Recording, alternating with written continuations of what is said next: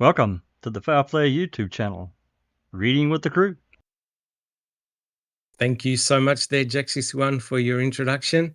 And welcome, everyone. Welcome, beautiful people. It's great to be here, and thank you so much for joining us. My name is Dr. Silkman, and I'm from the Foul Play team. And I'm doing my podcast from Adelaide, South Australia. It's great to be here. And again, guys, thank you so much for joining us. We've got a lot to cover today. So I would like to introduce my esteemed panel, my hardworking panel who always joins us. First of all, we have Jack61. How are you coming along, Jack61?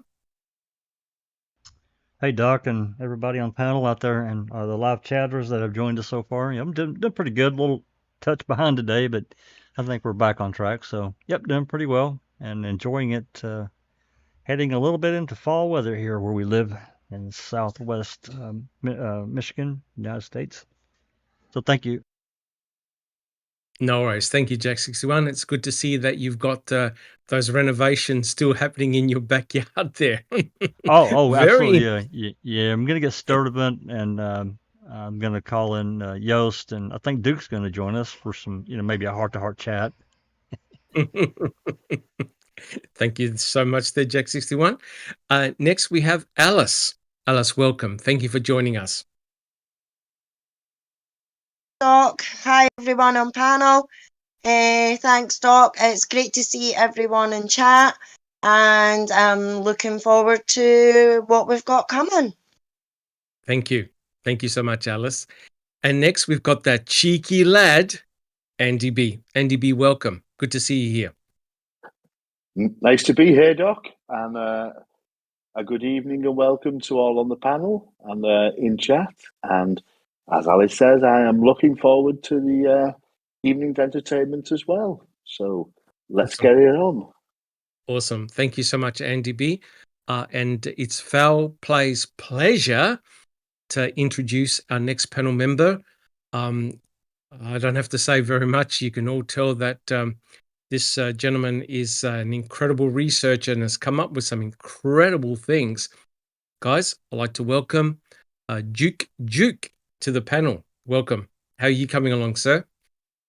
Doing well, Doc, and want to thank you again and everyone on the panel for allowing me to be here. It's a pleasure. I'm excited to discuss. I'm excited for today's podcast, and let's get it rolling. Fantastic. Thank you so much, Duke. It's great to see you here. And next we have Just Rhonda. Just Rhonda, welcome. Thank you, Dr. Silkman. I appreciate that. Hello to everyone on the panel and to everyone in our amazing chat. And I'm looking forward to a great show today. I'm in Central Utah, United States, and it is currently 90 degrees. Wow. Fantastic. Thank you so much there, Just Rhonda. Great to have you here. I believe that Neverly will join us soon. But Alice, if we can kick off the podcast, do you see the live chat, people who are in chat? Would you like to call out who's in chat? Thank you so much. No problem. We've got JD. Hello, JD. Josh Rhonda's in the chat as well. We've got Crockett Thompson. Hi, Crockett. We've got the lovely Gloria. We've got Clive Coolidge. Hi, Clive. Great to see you in chat. We've got the lovely Dark Side of the Moon in chat as well. We've got Wooden Pallet, Pete Moss. Hello, my dude. Nice to see you. I've been waiting a while to say that one, Pete, so nice to have you with us. We've got Alligator 57. We've got Charlotte Dowling. We've got Passive Bear. We've got Angie Dickinson. Hello to each and every one of you. We've got West Virginia. Hi, West Virginia. We've got Nan's Life. Hi, Nan's Life. We've got Kay Sanders. Hi, Kay. We've got Cher, the lovely Cher. Hi, Cher. Nice to see you in chat. We've got Colette M. Hi, Colette. We've got Brendan Boswell. Hi, Brendan. Nice to see you back with us. We've got the lovely JD, Kelly McCallion. Let's see, who else have we got? Done those. Andy B's in the chat. We've got Anthony House. Hi, Anthony House. Nice to see you in chat. We've got Iced Coffee, Nan's Life, Rhonda SD. Hi, Rhonda SD. We've got Duke is in chat as well. Let's see. Under Your Scars. Hi, Under Your Scars. Lovely to see you, my dear. We've got Cassandra Smith. Hi, Cassandra. Nice to see you. And I think that's everyone for now, Doc. If I have missed you, please say another hello later on and we will get to you as soon as we can. Thank you, everyone. We will. And again, guys, the Foul Play team thanks each and every one of you. Guys, we do this for you. And we also want to give a big shout out to everyone who supports us. It's been a fantastic journey. And I'd just like to say a little thing that the Foul Play team is 4 years young. How about that, guys? What an incredible achievement. We've got over 2,300 subscribers, which is awesome. And when you consider that just a short 4 years ago, we had 0 subscribers. So again, guys, we thank all of you guys for your passion, for your support, and it's just been absolutely awesome. Yeah, I can't believe that the Foul Play team is 4 years young, and we have achieved a lot together as a team, and we hope to achieve a hell of a lot more. And again, guys, thank you so much. As Jack61 has put up the slide, we do this, of course, to seek justice for Teresa Halbach. And for those who are new to the channel, who have just joined us, welcome. Teresa Halbach tragically and viciously lost her life, likely on October the 31st, 2005, at a very tender age of 25 years old. As you guys know, both Stephen, Avery and Brendan Dassey were convicted and charged for her brutal murder. And we believe here on the Foul Play team that both of them are innocent. However, as a team, we like to deep dive into the forensic evidence and see where the evidence takes us, good, bad, or otherwise. We do believe that both Stephen and Brendan did not receive fair trials. And again, guys, thank you so much for joining us. I only want to make a very, very brief comment because this is not the forum to discuss it here. It's more like for open mic. As you all know, Judge Angela Sukowicz gave down or basically denied Kathleen Zellner's new filing. And again, it's been very, very disappointing. But really, I don't think anyone here on the panel and in chat really should have been surprised by what the judge came down with. And again, the Foul Play team, through an open mic special edition, had covered that. So I'm not going to make too many comments. Just suffice to say that the judge basically has left no stone unturned, and she's basically laid down the guidelines of what she would accept in a court of law. And basically, if you read or gone through the filing, her response, essentially, if you don't have a particular suspect with their hands on the forensic evidence directly, a direct involvement, the judge is not interested. It's as simple as that. And as you know, Kathleen Zellner has gone after Bobby Dassey as a potential Denny suspect. And the judge has made it clear. The judge does not appear to care, whether the RAV4 was found off the property, whether the RAV4 was driven onto the property, or whether Bobby Dassey had his hands on the RAV4.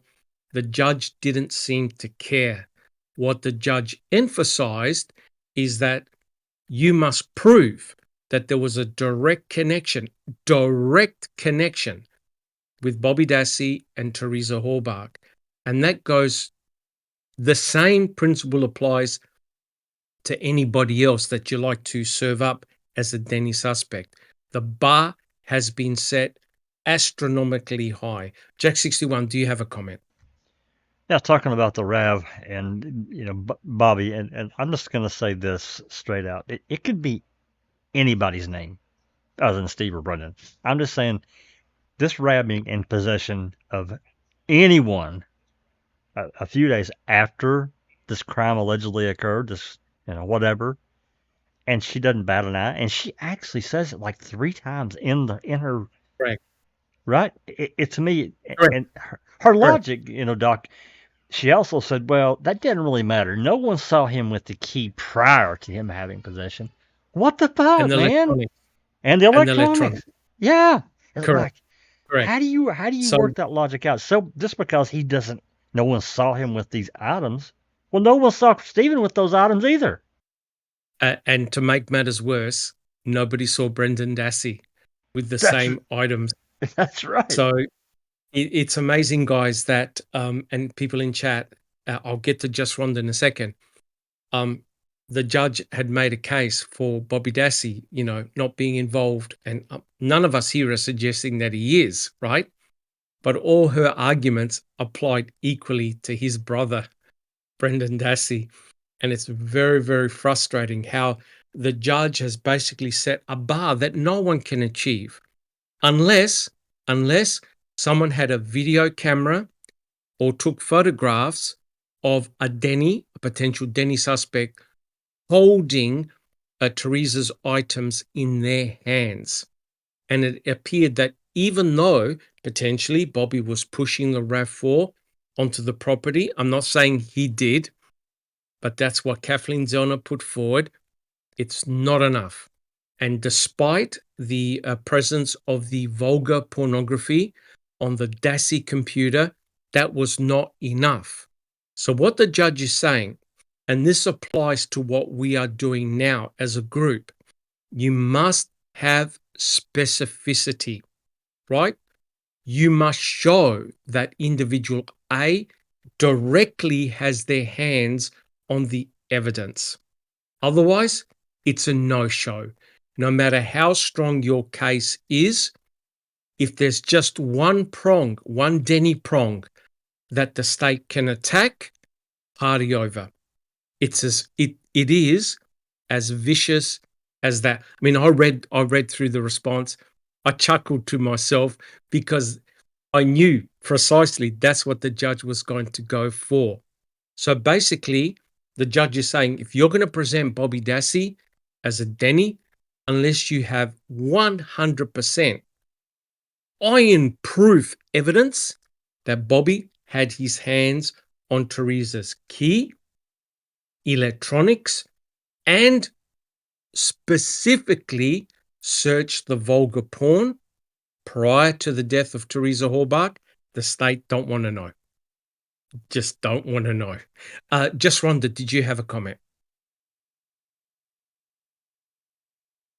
Thank you, Doc. Well, it doesn't really apply because we're talking about Denny.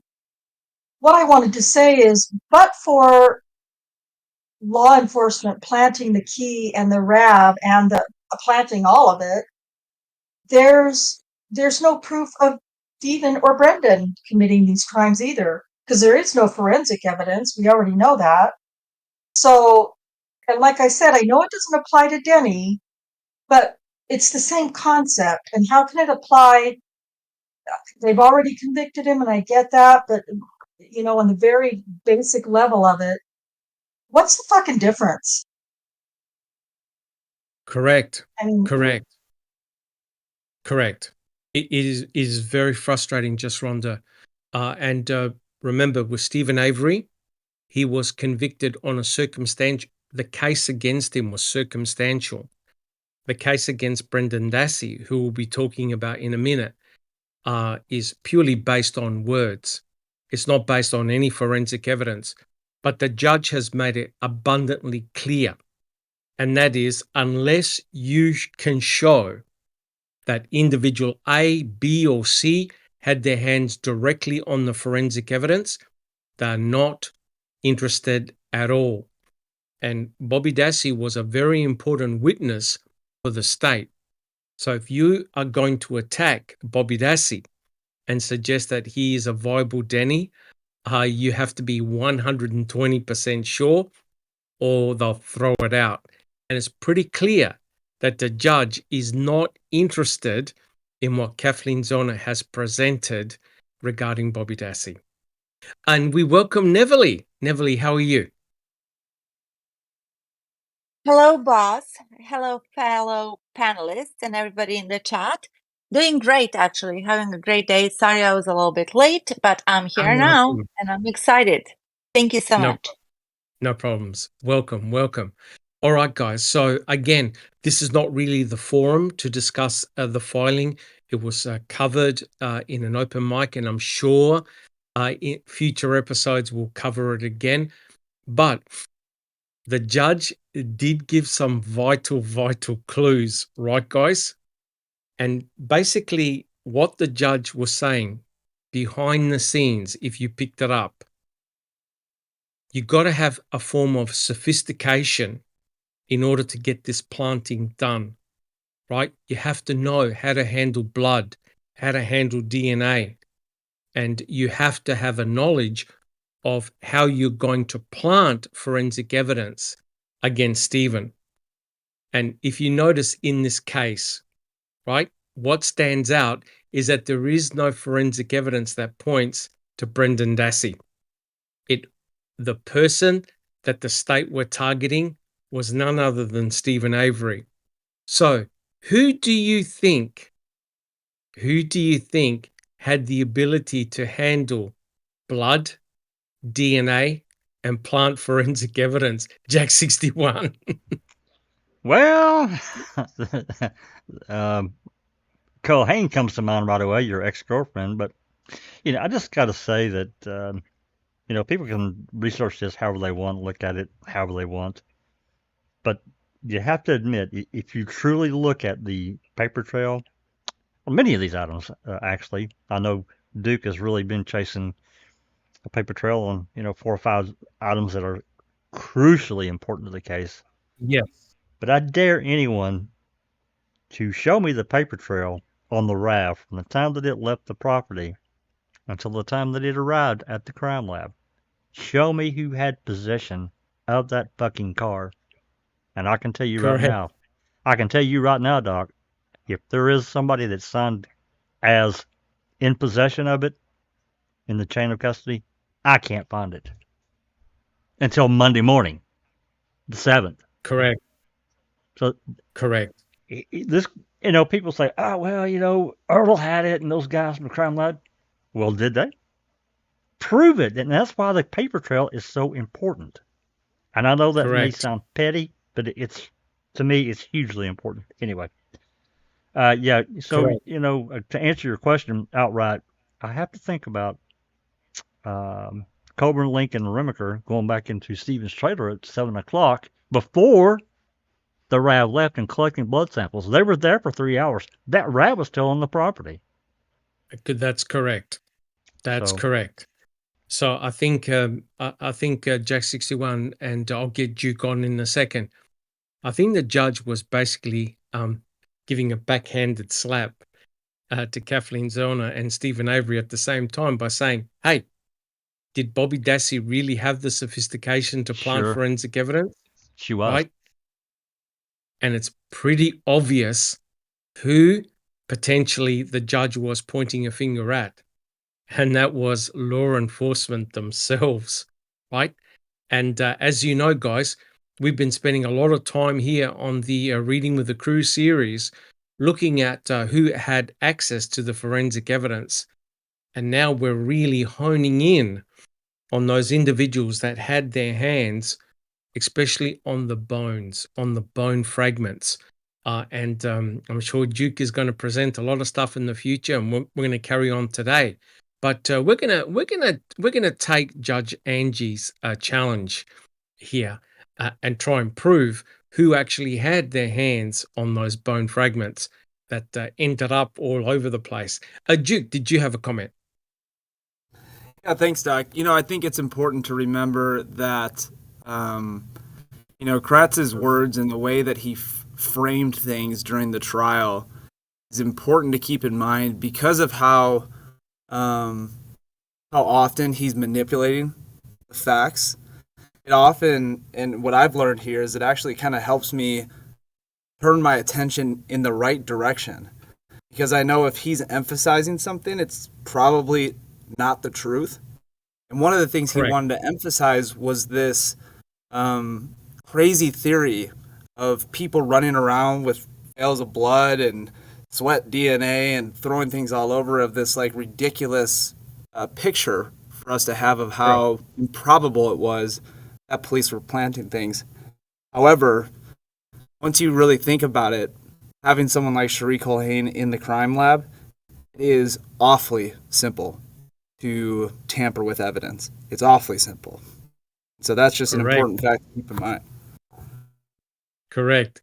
Thank you so much there, Duke. Correct. So I think the judge was basically saying, hey, if you want a really, really strong case, you don't look at Bobby Dassey. He didn't have the sophistication in order to plant all this forensic evidence. There's one organization or outfit that could have easily done it, and that is law enforcement themselves, right? And as Jack 61 has been doing with the open mics, with the reading of the depositions, you can clearly see that the state had this incredible hatred for Stephen Avery dating back from 1985, right? So look, guys, unless anyone's got any comments, what I'd like to do is to start the podcast proper. Jack 61, are we able to have a look at the very first slide, please? And again, guys, thank you so much for joining us in chat. Put down in your comments in chat whether you are satisfied with what the judge has come up with. Were you surprised? And what would you like to see happening from now on, right? It'd be great to get your comments. All right, guys. So look, we'll make a start on the podcast proper. Again, guys, Neville and I, many, many months ago, started this new series called Reading with the Crew, where we have been reading passages from John Ferak's book, excellent book called The Wrecking Crew. And today we're actually on episode 46. We have been reading extensively from chapter 14, if you've been reading the book, entitled Canine Noses. We're on part 23, and that's huge.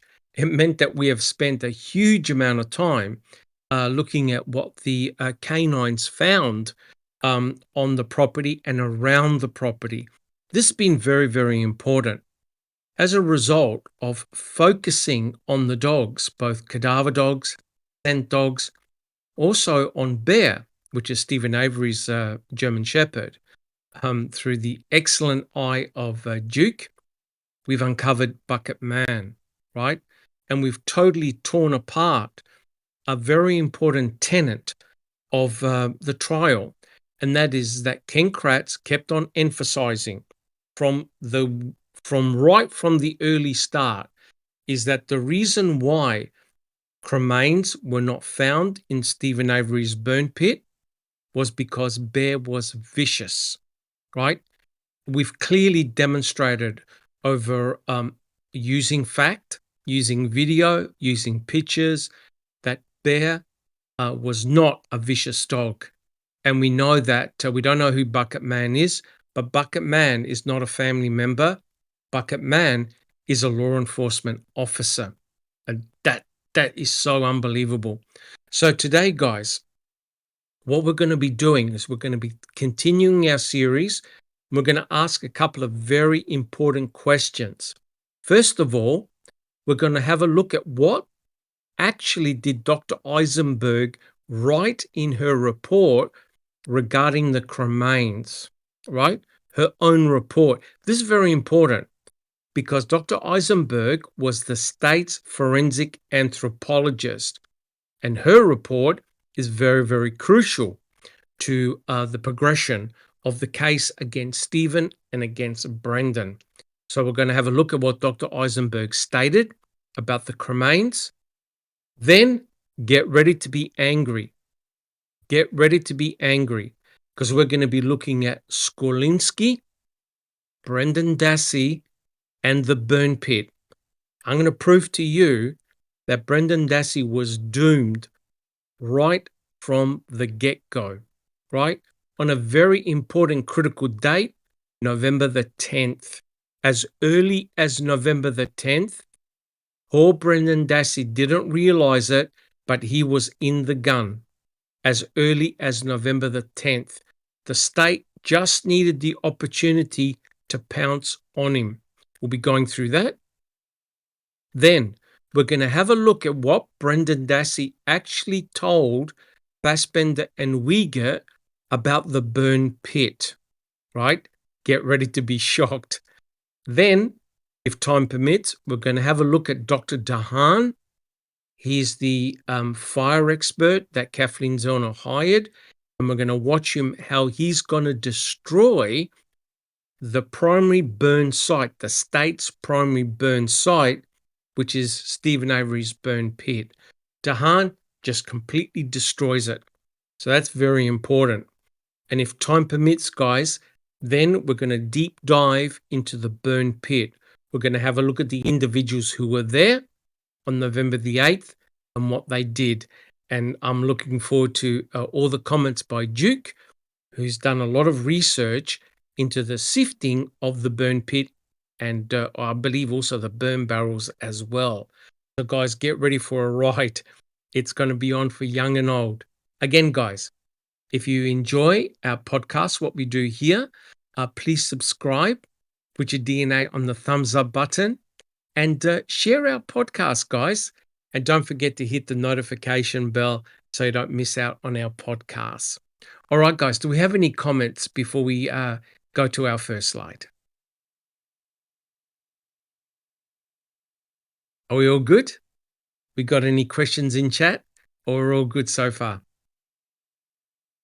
Guys, are all good? Yeah? All right. Let's have just Rhonda. Just going to say, no, it looks like we're all good. People just commenting. Fantastic. Fantastic. All right, Jack 61, can we have a look at the very first slide, please? All right. Now, it's pretty obvious, guys. It's pretty obvious that Kratz did not like this scenario, right, Duke? Kratz was terrified of this scenario.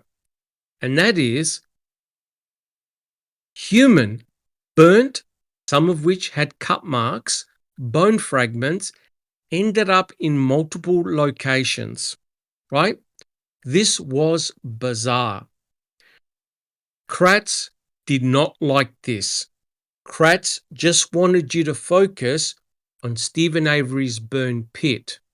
Now, we know, allegedly, that bones were sifted from Stephen Avery's burn pit on November the 8th. And we have the infamous box of bones, right? And the Duke will elude you that you cannot see any muscle tissue inside that box of bones. Duke, do you have any comments? Well, you can't see it because it's not there. And there is no one that has ever once tried to say that it was there. So that's interesting. Yes, yes. Now, keep that in mind, guys. That's going to be very, very crucial going forward in this series here. We have the box of bones, and even Dr. Bennett, who looked at those cremains, no one commented about tissue pieces in that box of bones. So Mr. Kratz wants you only to focus on the burn pit. But there's an immediate problem. And that is that Trooper Reese on November the 6th had photographed the burn pit multiple times with Bear, either near the burn pit or totally away from the burn pit.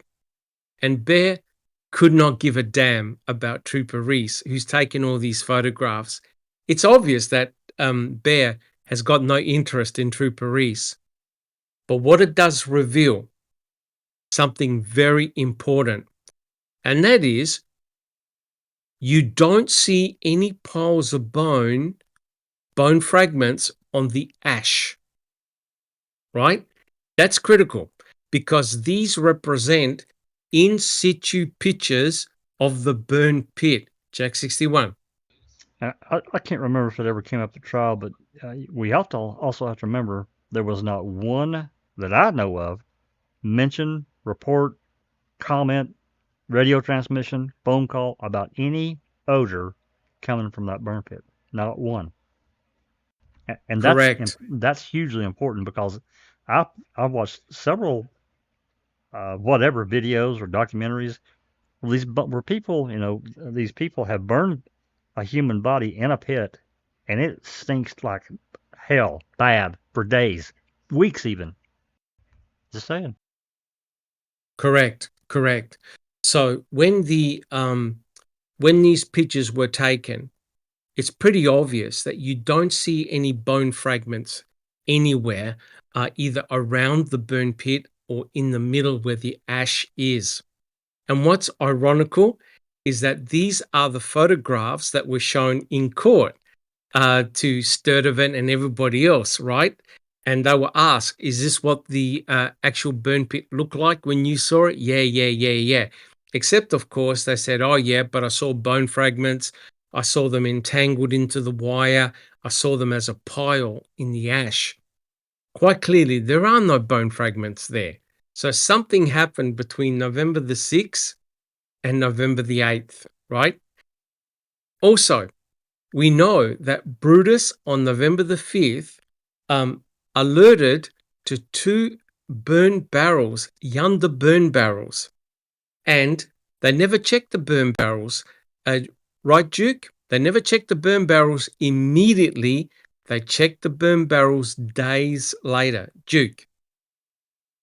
Well, I think they want us to believe they didn't check those burn barrels, but I gotta ask myself, if I'm in law enforcement and I have a trained cadaver dog with, I think their own words were, or the report said he wasn't even just alerting, he was going crazy at one of those 2 burn barrels. He hit on both and he was going crazy on one of them.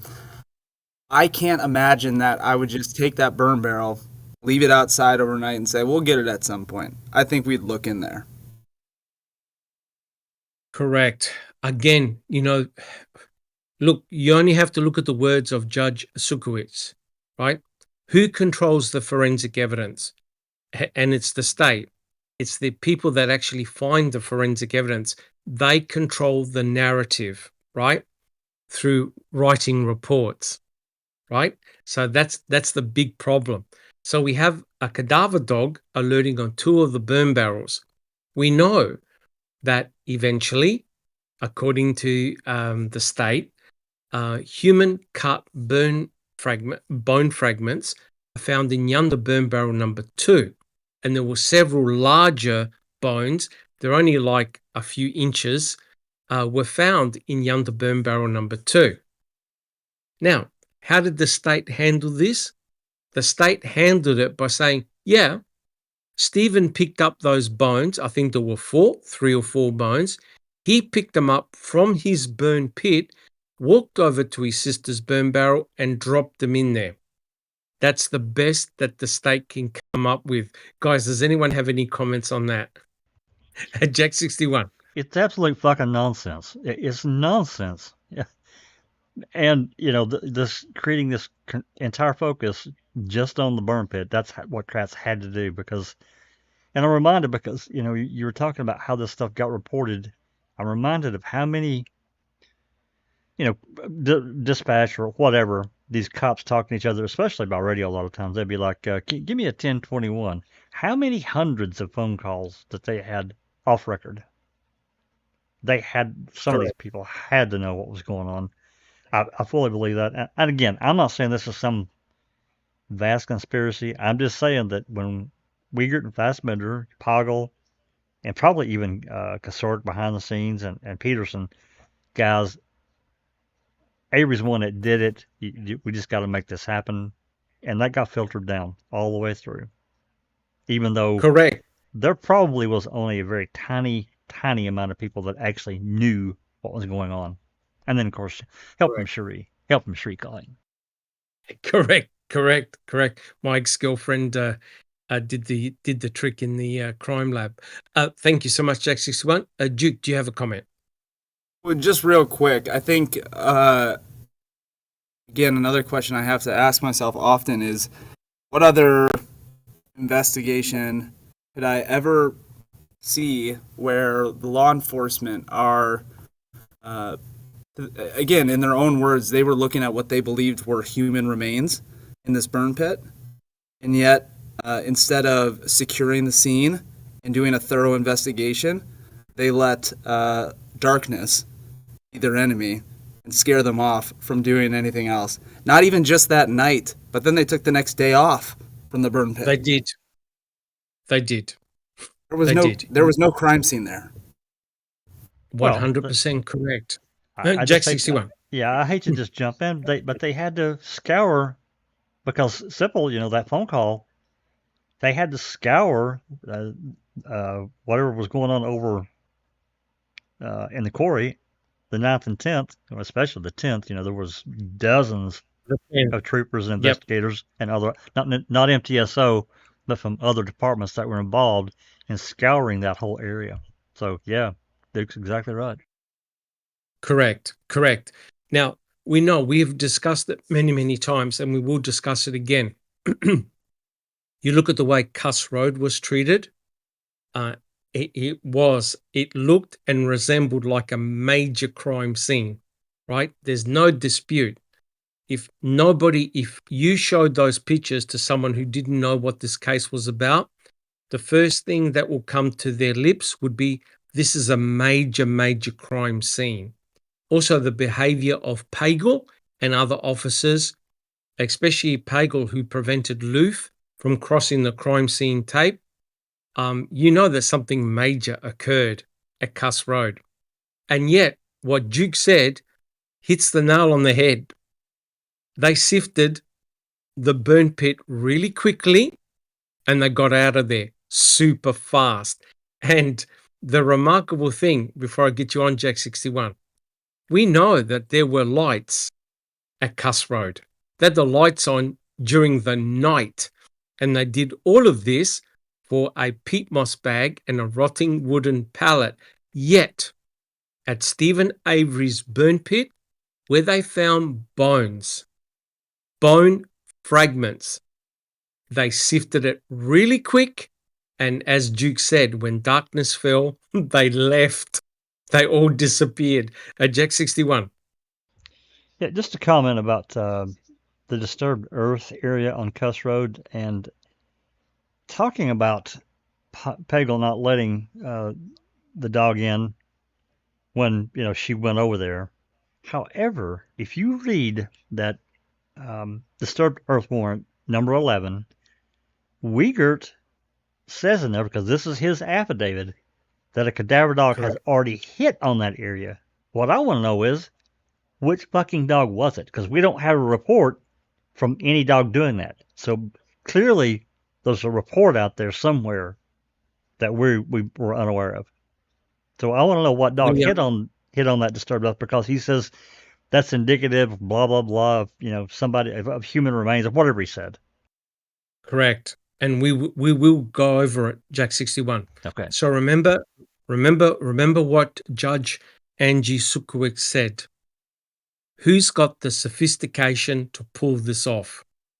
Just keep that in the back of your mind. Who's got the sophistication to pull this job off? I think she actually was hinting at who it could have been. Now, before I get Duke on, there was a case many years ago in which one trial attorney, it was called Trial 4. Her name was Rosemary Scapicchio. I don't know if you remember her or not. It was on Netflix. Rosemary Scapicchio took on the entire, I believe it was the Boston police force for corruption and proved it.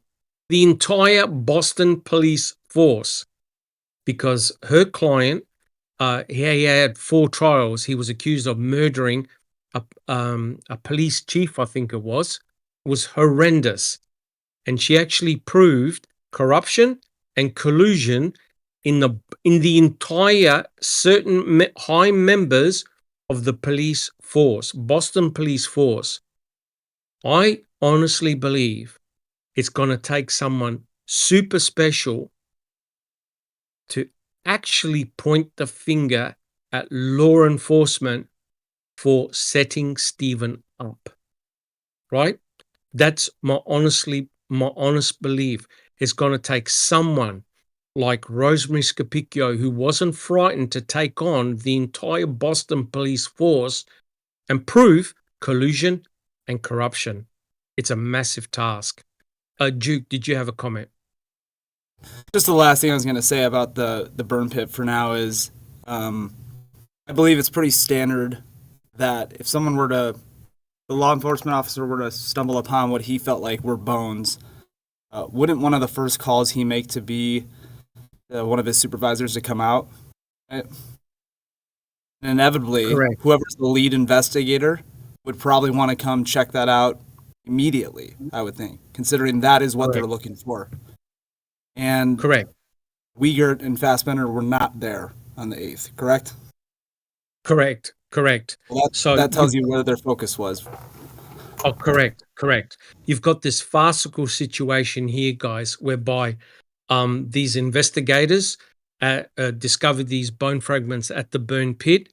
And remember, we're going to be reading it. One of the reports actually said, we shouldn't have been surprised by finding bone fragments because I was told that Stephen often burns animal carcasses. So even they weren't believing what they were finding. And Duke, do you remember what Erdl said in his report? His fellow officers said, "What's this?" And he said, if it looks like a bone, put it in, collect it. Duke. Anything that they thought was of evidentiary value, they wanted to put in that box. Correct. So quite clearly, it was like the Three Stooges. And Duke made a very important point. They didn't come back on the 9th, right? They didn't do any processing on the 9th, which goes to show, were they really thinking about the burn pit or was their attention elsewhere, right? Jack 61. Yeah, there's no way. I mean, if you have that many cops, state police, probably even state troopers, thinking that this burn pit was the actual death scene or crime scene, and you leave it alone for a day and a half, really? Correct. What the fuck are you doing? Where are your people at? Correct. But guys, this is what Kratz sold to the judge and to the jury, right? And there was one location in particular that was a real worry for the state, and that was the Manitowoc County gravel pit, as we'll discuss in a minute, right? They were finding heaps of bone fragments in the Manitowoc County gravel pit. Now, we can't actually prove that anything was found at Cuss Road because everything is deep sixed, right? Everything is deep sixed, but they can't actually hide the fact that lots of bone fragments were found. Burnt, cut bone fragments, some of which were human, were found in the Manitowoc County gravel pit. Neverly, how many seconds did Mr. Kratz want to talk about the Manitowoc County gravel pit? 20 flipping seconds. 20 seconds. Okay?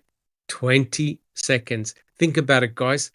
They found bone fragments, cut, burnt bone fragments, and I think there were 3 debris piles. There was a hit by Brutus, a cadaver dog, on November the 10th at a burnt pile. And the dog went crazy. We have Sergeant Jason Jost there on the 7th with 4 cadaver dogs, right? Kratz did not want to talk about the Manitowoc County gravel pit at any cost. Alice, did you have a comment? No, all good. Okay, awesome. So, quite clearly, the state had a problem. Either Stephen Avery decided to spread Teresa's cremains all over the place, which makes no sense whatsoever. Think about it, guys. If Stephen was going to get rid of forensic evidence, right? Remember, he's meant to be a forensic guru. If he's going to hide forensic evidence, is he going to leave bone fragments in his own burn pit? So, guys, tell us in chat, what do you reckon? And I'm going to go around the panel and ask the same question. Alice, would Stephen Avery leave bone fragments in his own burn pit, yet spread them to his sister's burn barrel and in the Manitowoc County gravel pit and potentially even Cuss Road? Alice? No, it's just ludicrous, Doc. The scenario that they're trying to portray is fucking ludicrous. Correct. I agree. Andy B, what do you think? No, it just doesn't make any sense at all. Please make Agree? it make sense, Doc, please. Agree. Don't worry, Andy B, we will, I promise. Duke, Thank what about you. yourself? If you're going to commit this crime, would you leave incriminating evidence 10 feet from your back door? I don't think so, Doc, but I will say, I mean, Stephen must have been tired considering he was able to thoroughly clean both his garage and his entire home. And then after he cleaned, put the dust that he had just cleaned back on without the DNA. So all that work, I'm telling you, maybe he was a little tired and only put a couple in the burn barrel. Correct. Thank you, Duke. Jack 61.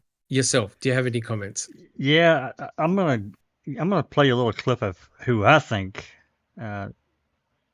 put some bones around. Just bear with me here. I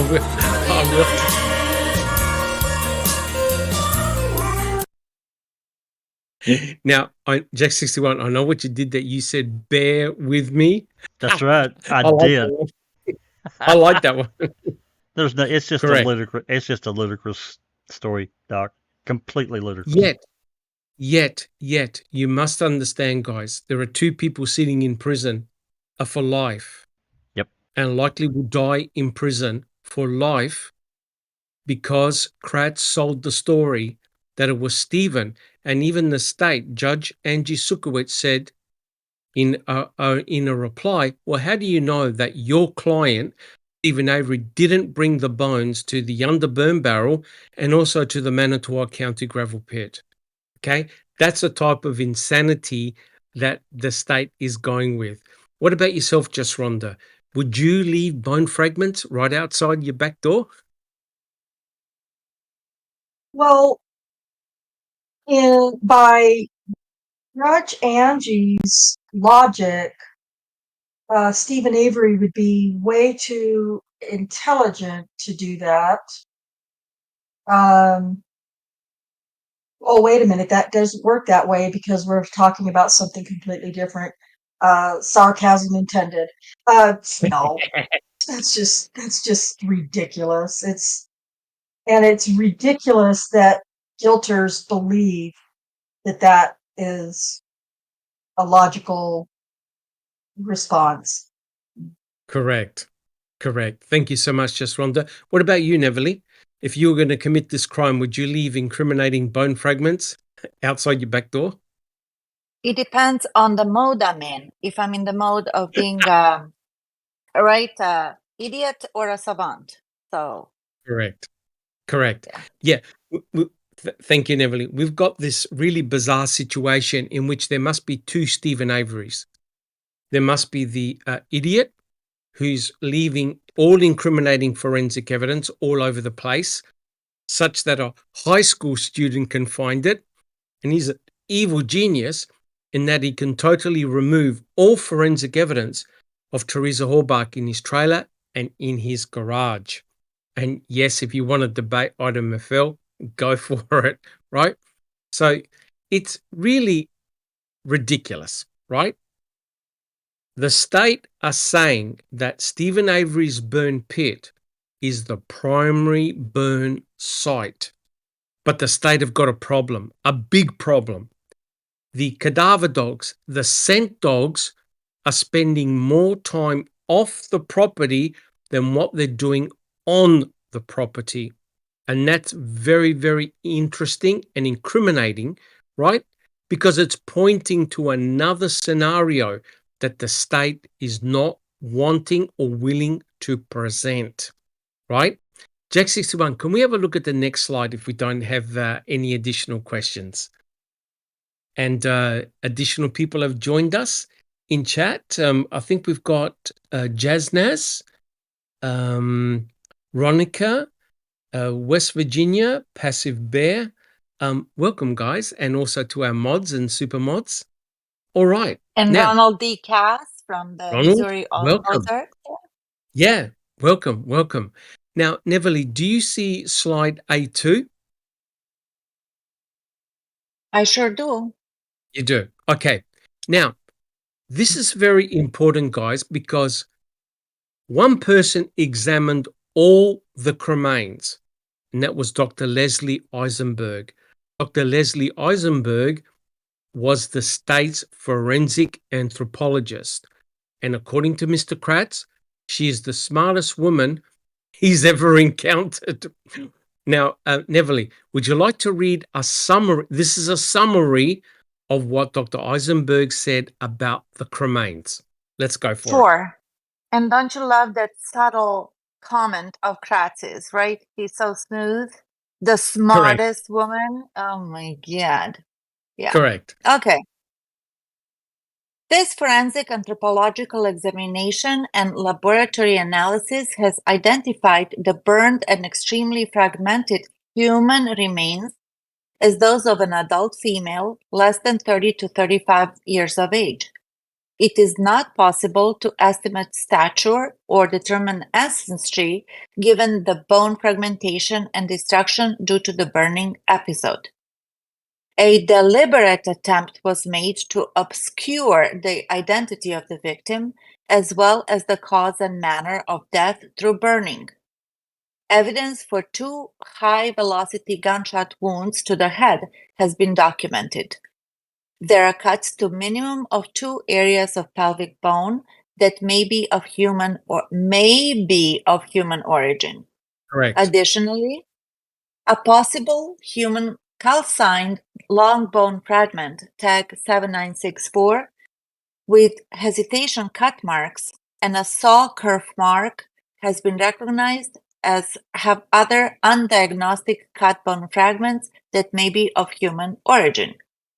This young adult female should be considered a victim of homicidal violence with possible evidence for post-mortem processing of portions of the body to facilitate disposal. All right. Respectfully submitted by Leslie Eisenberg on December 3rd, 2006. Correct. Now, Dr. Eisenberg wrote several anthropology reports, right? Now, does anyone here on the panel have any comments about what Dr. Eisenberg wrote? Anybody here on the panel? And in chat? Sure. Do you have any? Neverly. Yeah, she couldn't be more non-committal with her report. Possible, maybe, appears to be, and so forth, when it comes to the respect of being the human origin or animal. So now, she's very wishy-washy. Why would that be? Why would that be, Neverly? Exactly. Why was she so non-committal? Because Kratz ordered it, A, number one, and B, that way they can manipulate and use this report how they like it. Correct. And in return, they could slam Steven with like, that's not what she said, which is funny. That's what she said. That's what she not said. Yeah. Correct. 100% correct. So quite clearly, Dr. Eisenberg was very, very careful in what she wrote in her official report. And it's very interesting because, right, Jack 61, right, guys? I think it was 2011. All the human bones that were found were given back to the Hallbark family. Human bones. Yep. September Human 2011. bones That's right. were given back to the Horbach family. Jack61, do you have a comment? This is a brief one, just going off of what Kratz said. She's the smartest woman in the world, but she's so lazy she won't pick up a microscope, dial it into 100x power so she can tell if it's human or not. That's this woman right here. That is correct. It is. You must understand. Yeah, sorry, Jack61. No, I'm just asking you a question, Doc. In your professional work ethic, if someone had pulled that kind of stunt, you would have thrown her out of the lab. I would imagine. If someone pulled a stunt like that, first of all, you would be called in, you'd be asked for an explanation, and you'll be fired because you're not doing your due diligence. Remember, I did a presentation a couple of years ago on Dr. Eisenberg, and I actually read out what a forensic anthropologist, even in her own handbook, has to do. One of the jobs of a forensic anthropologist is to determine the species origin of bone fragments, bones, to determine whether they're human or whether they belong to another species like an animal. Dr. Eisenberg also worked on the Christine Rudy case at the same freaking time, because Christine Rudy was murdered, I think, within 12 days after, I believe it was 12 days after Teresa Horbach was. The forensic anthropologist on that case was none other than Dr. Eisenberg, who did a monumental fuck up in identifying bones. I believe she was terrified of making the same mistake twice. Duke, do you have a comment? Just real quick, Doc, and it's actually kind of a question for you too. Leslie Eisenberg should have, and I believe she believes she has reviewed all of the remains that they were able to find from Teresa, correct? Correct. I guess this might be kind of... I'll share with you just one thing here. I've actually found that there's one item that she did not review. It's an item that was withheld from her and sent straight to the FBI. Yeah, That's mean item 7927. So we're looking at her report, and I've looked at it a lot over the past couple months here. And it is important to remember, and I'll dive into the more specifics, but just something for everyone to keep in mind here. There actually is one item that's reported as multiple things. One, it's charred material. The other one, it's tissue. But she never gets to look at it. Culhane keeps it and sends it straight to the FBI. So that's just a little thing for you to keep in the back of your head as well, that there was something withheld from Leslie Eisenberg that went to the FBI, but she was not able to see it. Interesting. Look, I have, to be perfectly frank with you guys, I have no faith in any of the reports that were written by Eisenberg or Cherie Culhane. I have very, very little faith. You got to remember, guys, the seriousness of this is that Stephen and Brendan are sitting in life for prison, and they were charged for this horrendous murder on Teresa Horbach. And when you have the state's forensic anthropologist who refuses to place a bone under a microscope, who refuses to do immunological assays on a bone fragment to determine whether it's human or animal, because she knows the ramifications. So in her report, what I got away with is this. There's evidence of dismemberment and there's evidence of bone dispersal, right? So basically what she said was there's possible evidence for post-mortem processing of portions of the body to facilitate disposal. In other words, it means, hey, whoever cremated Teresa Horbach actually got the cremains and spread them. So she's even admitting that. As soon as you admit that, you've got a big problem, because how can you prove that the burn pit was the primary burn site? Alice, did you have a comment? Yeah, Doc. I completely agree with you. I do not trust any of the reports in this case, period. Not just by the people who should know better, like the scientists and everything like that, but even the police reports, and everything like that. I mean, I know we're on a different subject, but just take Judge Angie's response. She brought Brendan Dassey into this response when Brendan Dassey wasn't even used in Brendan's trial, and Stephen's trial. That's correct. You know, so that is actually correct. yeah. So why is she allowed to bring up? I mean, if you're not allowed to bring up stuff that hasn't been submitted during trial, then why the hell is she bringing in Brendan to this situation? So no, I don't trust any of the reports whatsoever that is done by law enforcement, the coroner, the pathologist, the whoever. I just don't trust them at all. And I would just like to say a special thank you to Claire. Claire Bear has joined us in chat. Oh, welcome. Thank you for joining us on the live, and she wishes us a happy birthday. Oh, fantastic. Claire's a fantastic person. She invited me on doing 2 podcasts when we looked at the Murdo trial and we looked at the forensic evidence, and it was a blast. She's got a great team of passionate supporters. Please subscribe to her channel. She's a great person. They have some funny discussions. Thank you so much. Sorry, Alice. Yeah, no, I was just agreeing with you, Doc. Yeah, Claire is lovely. But when you get Claire and High Inquisitor on together, it is just a laughing session all together. It's really good. It is. Thank you so much, Alice. Duke, do you have a comment? Yeah, just real quick. I saw that JD had made a comment about 7927 and how he couldn't find the picture for it. And it's a good point, JD, because it's actually Eisenberg who was the one who took most of the photos of the bones as they came through. So the reason 7927 doesn't have a picture, again, goes to the fact that she never was able to look at that item. So there are no photos, unfortunately. Correct. And you know, when you're trying to do an open, honest investigation, everything is transparent.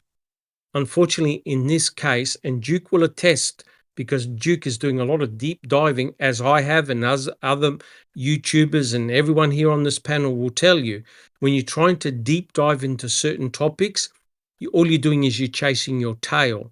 You never will find a satisfactory answer.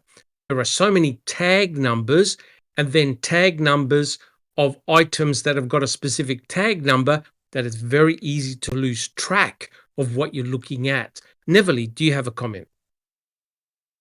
Yes, Dr. Silkman. What I find interesting about this little excerpt of her report, she starts the sentence with very strongly, very confidently.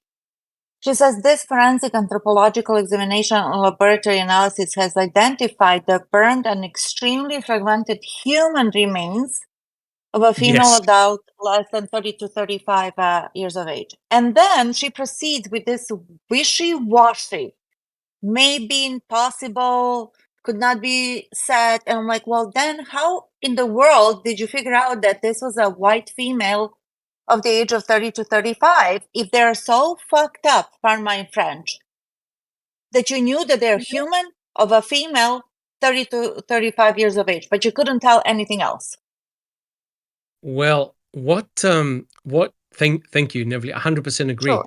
What Dr. Eisenberg was very, very clever not to say in her summary was where 7964 came from.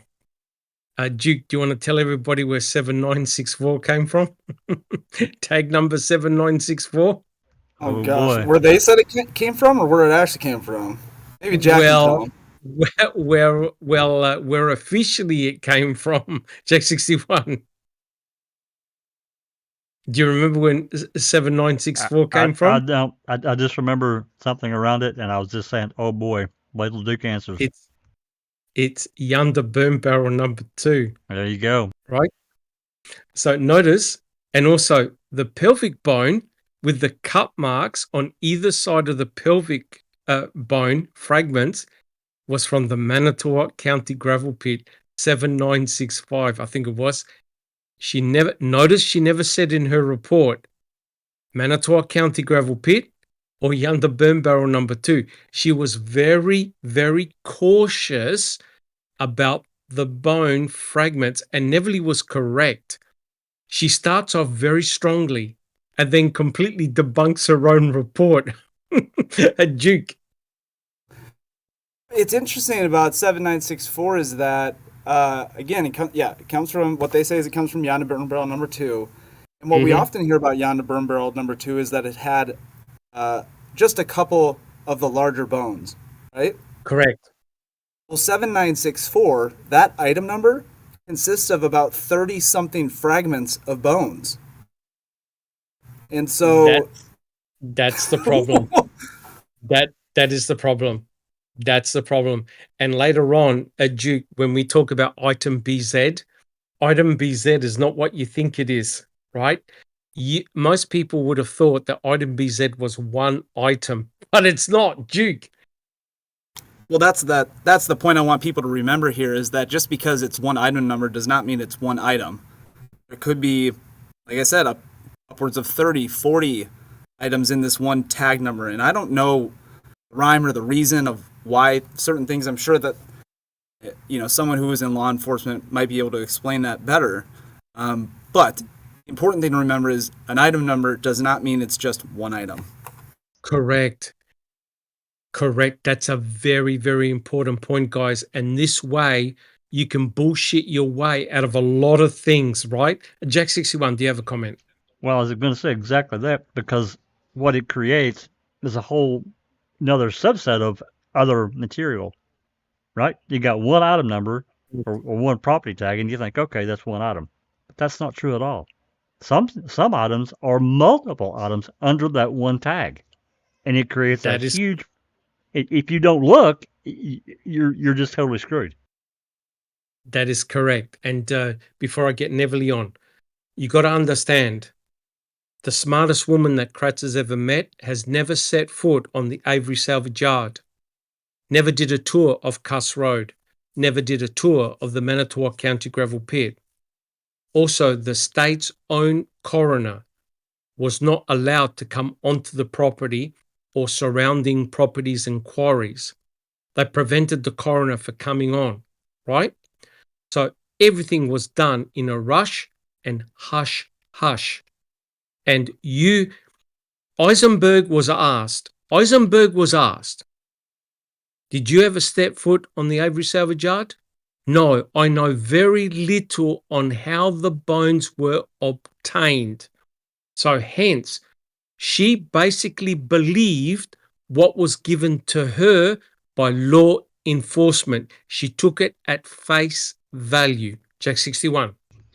Yeah, if I may, Doc, I just want to add a really brief little thing that happened on this Facebook group with Guilters and Truthers. And this was recent. This has been in the last probably 4 or 5 days.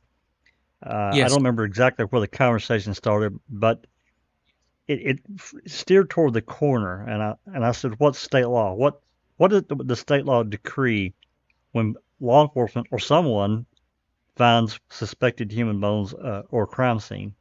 They immediately call the coroner. That's right. That is state law. Immediately call the coroner. Correct. Her reply was, "Well, they had a forensic anthropologist," and I'm like, "Oh, really? Who's that?" That a lie. They did not. They did not. And then I said, "Well, what happened on November 9th when Civil calls in and reports all these human bones being found in the quarry? Did they even discuss calling a coroner at all?" Well, blah, blah, blah, blah, blah, blah. Nothing. Absolutely nothing. And I even went and pulled that statute for about when the coroner has to be called. And it's clear. And they didn't do it. Correct. And how embarrassing would it have been had Deborah Kakak actually been called to trial and allowed to speak?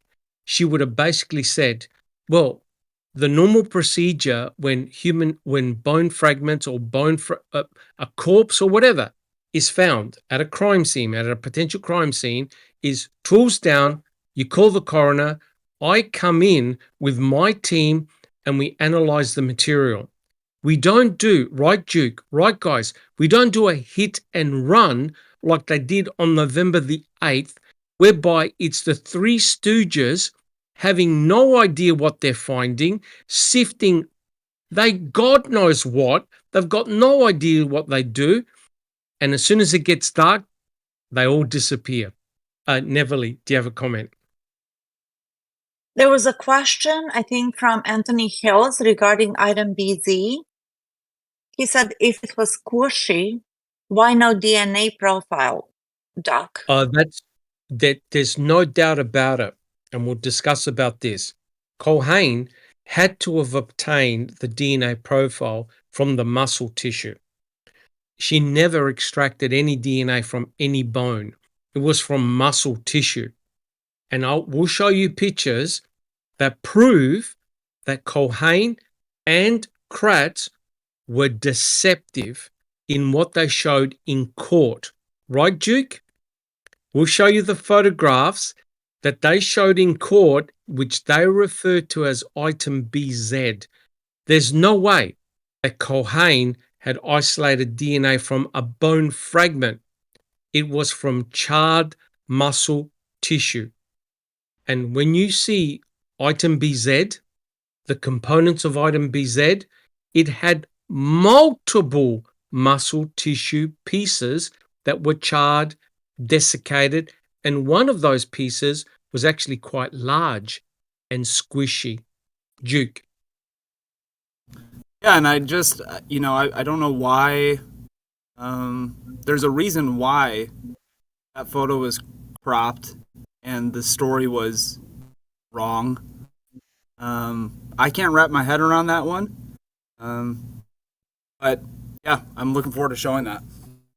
Yeah, well, I think to be completely honest, guys, Kratz used it as an element to obtain sympathy. Remember what he said? This is the shin bone of Teresa Halbach, the daughter of Karen. And it made it very personal as opposed to showing just a piece of muscle tissue, right? Because you can relate to a bone thinking, oh my God, that's part of a skeleton, right? So for the emotional impact, it would have been immediate. Jack 61. One last thing on the coroner and state law, and this is part of my thinking process, has been for a long time. So we know that they didn't do what is I would consider standard operating procedure. So I have to ask myself, when does Manitowoc, now the other counties may follow state law and do the right thing, but for Manitowoc and Calumet, even the DCI, they were involved too. We can't forget that. And the state police, they were involved too. Under what conditions do they involve the state coroner? Is it just like, well, let's give them a call. We don't want to fool with this. Or, guys, don't worry about it. We'll take control. And that is an important question that I have yet to find an answer to. And I've looked, and I can't find one. Well, put it this way. What triggers them to call a coroner, right? Yeah, correct. Put it this way. If Stephen Avery's burn pit was the site of bone dumping by Jost, potentially by Jost, do you want the county coroner anywhere near the burn pit? Yes or no? Oh, hell no. Absolutely not. You don't want anybody in there that you don't really have your finger in their ear. I mean, seriously, you don't. Correct. You want to keep the burn pit as quiet as possible. Now, for state forensic anthropologists to come in and look at a pile of bones in the middle of an ash pile, the coroner will be thinking, wait a minute, I've never seen any human being burnt in this fashion or capacity. Where is the rest of the skeletal remains here, guys? What's going on? Jack 61. That's exactly right. And, that brings up another important question that I still have yet to find an answer to. We have, and look, I appreciate what Reese and Judge did, and McConnell from the state police, and all the Yes. hundreds of photographs they took, right? They were a gold mine. Yes. Yet, the 8th and the 9th, apparently, there wasn't a single photograph taken by these guys. If there are, they're keeping them buried. They took photographs every other day except the 8th and the 9th, and I don't understand that. Unless Jack 61, they were told, don't worry, boys, we've got our own photographer. We'll deal with it now. Well, you don't need to photograph the burn pit anymore. We'll do it. Well, I know that Reese and Judge were involved in the quarry search on the 10th because their names are on one of those search forms, along with dozens of others. But it's just really strange. Them being the reconstruction unit, and that was part of their job, to build that database of photos to feed into the total control mechanism, and nothing for the 8th and 9th, and I found that really, really strange. Correct. And I think there's a photograph on November the 7th, I think, in which you can actually see the gentleman holding the rod for photography for a measurement. Yep. Right next to the burned barrel. That's so right. they were there. They were there. Right. You showed that photograph. It's in one of the prior PowerPoints or something. Correct. They were there. All right, guys, do we have any other comments? NDB, did you have a comment previously, or you're all good? NDB? I'm all good, Doc. Sorry, yeah. Yeah, sorry, You're all all good, Doc. Yeah. It was only about the pelvic bones that might be of human origin. So correct. That's fine. Correct. Neverly, do you have a comment? Well, should I be even going on? It's a rhetorical question.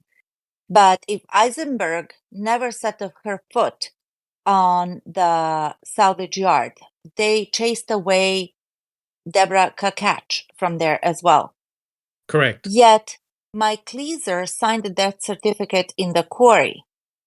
Well, why didn't they send Deborah Kakach to the quarry if they didn't want her at the salvage yard, if they were on up and up? You see what I'm saying? They just didn't want her because she didn't play a game. Yeah. Oh, correct. If they had called Deborah Kakach, it would have been party over, right? She basically would have shut the whole place down. There would have been no one allowed in. Even if she went to the quarry, she would have said, this is all bullshit. She would have been in charge of the investigation, and they weren't going to risk that. Exactly. So on one hand, they say we don't need a coroner. What do we need it for? To kick the body, right? Yet they invite one to the quarry. So what? Correct. Rules apply only to the salvage yard. It's all bullshit. Well, that 100% correct. Thank you, Neverly. Jack 61. Well, to add to Neverly's point, by the time he gets there, 2 or 3 o'clock in the afternoon, they're all done. The search is over. So he's not really party to any of that, and he certainly didn't feel his job. There had to be conversations behind the scenes that we're not aware of. Whoever talked to him and taking him to the quarry to begin with. That's number one. Number two, if he is made aware that there are human bones there, that should have, if they're going to involve him, it should have been him taking over, and he didn't do that either. No. Correct. If I get back and I stand, with Big Jeff at 50,000 feet in the air and look down at this, I'm not saying anybody did anything illegal. I'm just saying it looks shady as hell to me. It does. Totally. You can't color it any other way. Not to me, you can't. Correct. Exactly, Jack, and I totally agree with you. Sorry, Dr. Silkman. And how in the world was he able to identify Teresa Holbach to pronounce her dead if we don't have anything on her other than extremely destroyed, fragmented, burned beyond recognition, fragile, possibly human fragments, bones? Yeah. I mean, let's think about this. And I'd like to hear Duke's point of view. When they sifted the bone fragments from Stephen Avery's burn pit, and they gave the box of bones to Dr. Bennett, Dr. Bennett found an ilium bone, which is part of the hip. And Dr. Bennett looked at the ilium bone and said, look, this bone comes from an adult human female, right? This is part of the ilium bone, because a female pelvic bones are very different to a male. So these are called diagnostic bones, right? They can determine, an anthropologist can determine the difference between a male skeleton and a female skeleton. Dr. Eisenberg was asked in court, did you find any bone fragments indicative of a male? No, none. Okay. She was asked, did you find any bone fragments indicative of more than one person? No, I found no duplicate bones, which means all the bone fragments that she looked at came from one human being. One. Now here's the problem. In the Manitowoc County gravel pit, in one of the debris piles, there were articulated, which means joined, bone fragments from the hip and the sacrum, which is the bone right down the bottom of your spine. The only example of two bones joined together. There's one problem. Those pelvic bone fragments had cut marks on either side of the pelvic bone, either side. So someone completely dismembered the body, as in tore it to pieces. The hip bone was cut into multiple fragments. Dr. Eisenberg was terrified to say, yeah, it's human. She called it suspect human, because she knew if she said they're human, then my question to the panel and people in chat is, how can you explain how part of Teresa Horbach's hip bone is in the Manitowoc County gravel pit and the other part of the hip bone is in Stephen Avery's burn pit? Can anyone explain that? I can't. I cannot explain it, as in Stephen putting it there. I can explain it if they found certain piles of bone fragments from one location and they transposed them to Stephen Avery's burn pit to set him up. There's no way that Stephen collects bone fragments from a cremation event and then disperses them, but leaves incriminating bone fragments in his own burn pit. Now remember, did Brutus hit on November the 5th at the burn pit, or did he just bypass it and went to the burn barrels instead, Jack 61?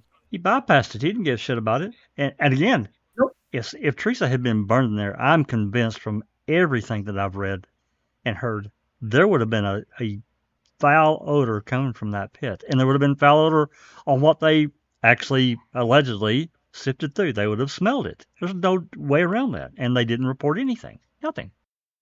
Correct. Now, I want to ask Duke a question, right? Now, Duke, say that muscle tissue was present in the burn pit. Would a cadaver dog detect that muscle tissue in the burn pit as a potential source of the smell of death? What do you reckon, Duke? Just mind-blowing to me that the state wants to claim that item BZ was in that pit when no dogs had any interest whatsoever in that pit. Not Brutus, not any other dogs that we don't have reports of, and not the dogs that we know now, thanks to Mignon's report, were in that area on the 8th, morning of the 8th. Correct. When no one has interest in that pit. Correct. And you know what's incredible, Duke, and everyone on the panel? The first time there's interest in the burn pit is the Holy Ghost, who finds the first bone fragment and tells everyone, I think we better check the burn pit. Duke, what do you think? A little bit suspicious?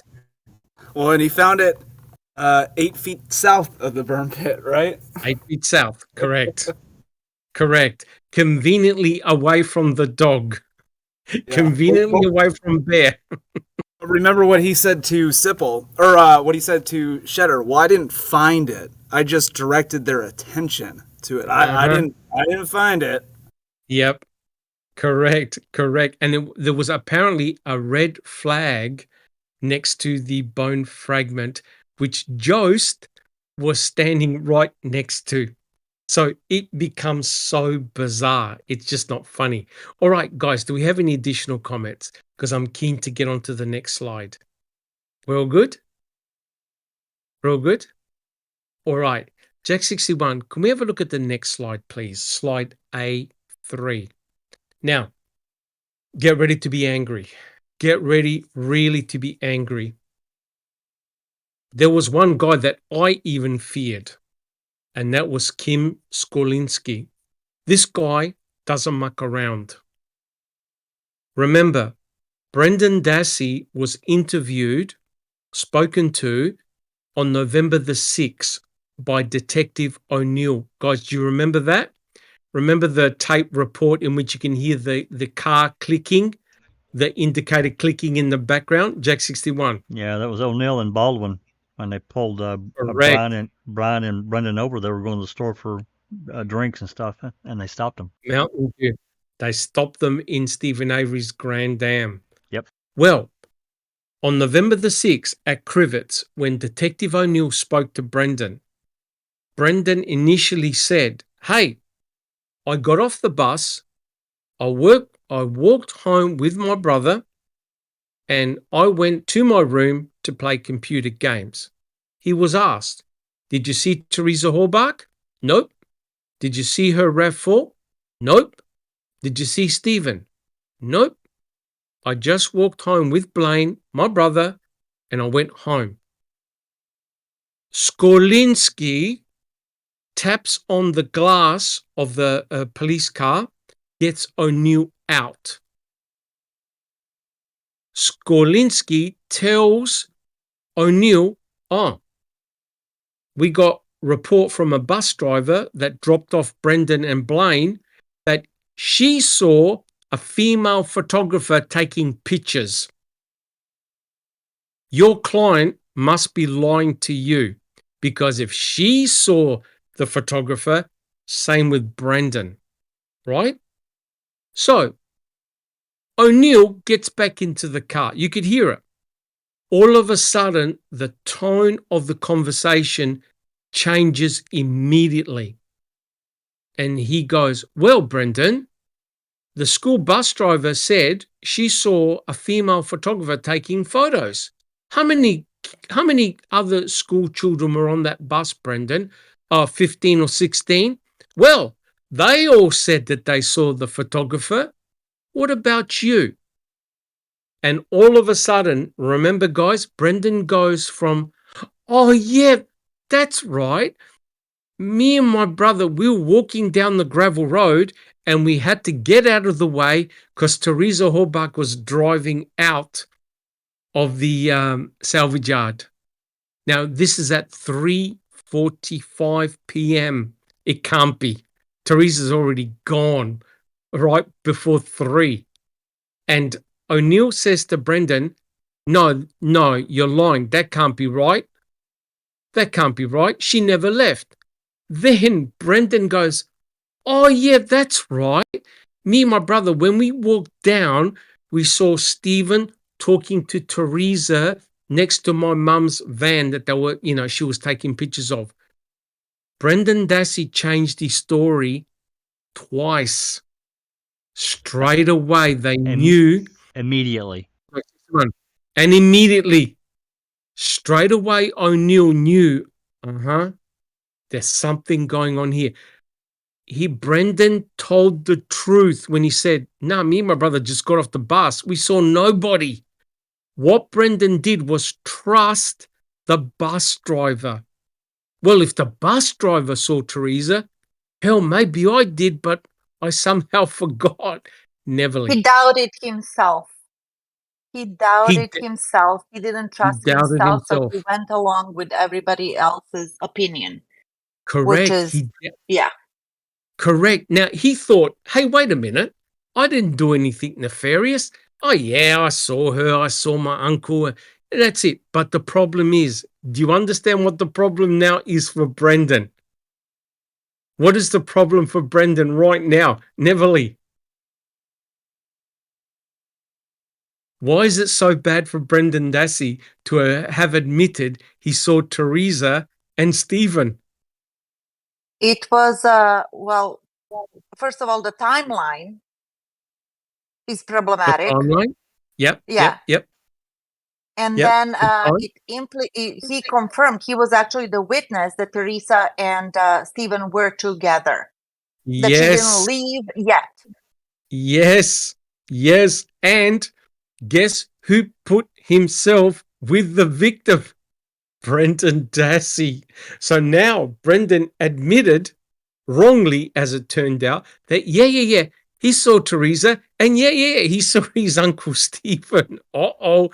Jack 61. Yeah, just knowing what I read in Skorlinski and this guy, he's a piece of work. But I think he saw right away how easily he could manipulate Brendan, and I'm positive he told the other detectives and so forth, you can take this guy wherever you want. He's just going to agree with you, and you're going to get what you want. I think they put that in their back pocket. And anyway. Okay. Do we have any questions in chat? Thank you, Jack. Yes. Neverly, do we have any questions in chat? There's a question from our friend Nan's Life 7, the artist. Yes. She is asking, what's the date of bus driver interview and who interviewed her? Refresh my memory, please. Yeah, basically the interview actually happened on the Saturday, November the 5th. So what the bus driver actually spoke to Wiegert, right? I did a presentation on this. You got to watch it, right? It goes to show how easily manipulative poor Brendan Dassey was. So the bus driver went up to Wiegert at the where they blocked the road, and she said, "Oh, I remember seeing a photographer, a female photographer, taking pictures of vehicles, and I drop off the boys at the end of Avery Road, and so hence that information got transmitted to Skorlinski. Skorlinski spoke to O'Neill, and then O'Neill goes, this kid is lying to me." But it turned out the bus driver got the day completely wrong. When she saw Teresa Hallbach wasn't all the way down where Barb's van was. Teresa Hallbach was right near where the post boxes were, because that's where they used to put cars for sale as well. Remember, guys? They had a whole bunch of cars right at the front. Because what the bus driver did, she drives the bus at the end of Avery Road, drops off the boys, does a turn, and comes back up Avery Road and exits. Teresa Hallbach did take pictures of cars that were at the front. She got the day completely confused, and Brendan thought, oh my God, on October the 31st, the bus driver said she saw Teresa. Well, I can't dispute it, because Detective O'Neill said, same with the other 15 or 16 kids on the bus, he was lying. And the bus driver got the date wrong. And he was egging him on. Yes, Paul Brendan changed his story. Now, you wait. Look what Skorlinski does now. This is November the 10th. Have a look at the date. Why is November the 10th important? Because that's the day that Teresa's death certificate is signed. That's right. Jack 61. Yeah, that's exactly what I was going to say. That's the day that her DC was signed. Now, wait a minute. Her death certificate is signed on November the 10th. Brutus does a hit in the Manitowoc County gravel pit. He alerts at a burn pile. He's barking. He's digging.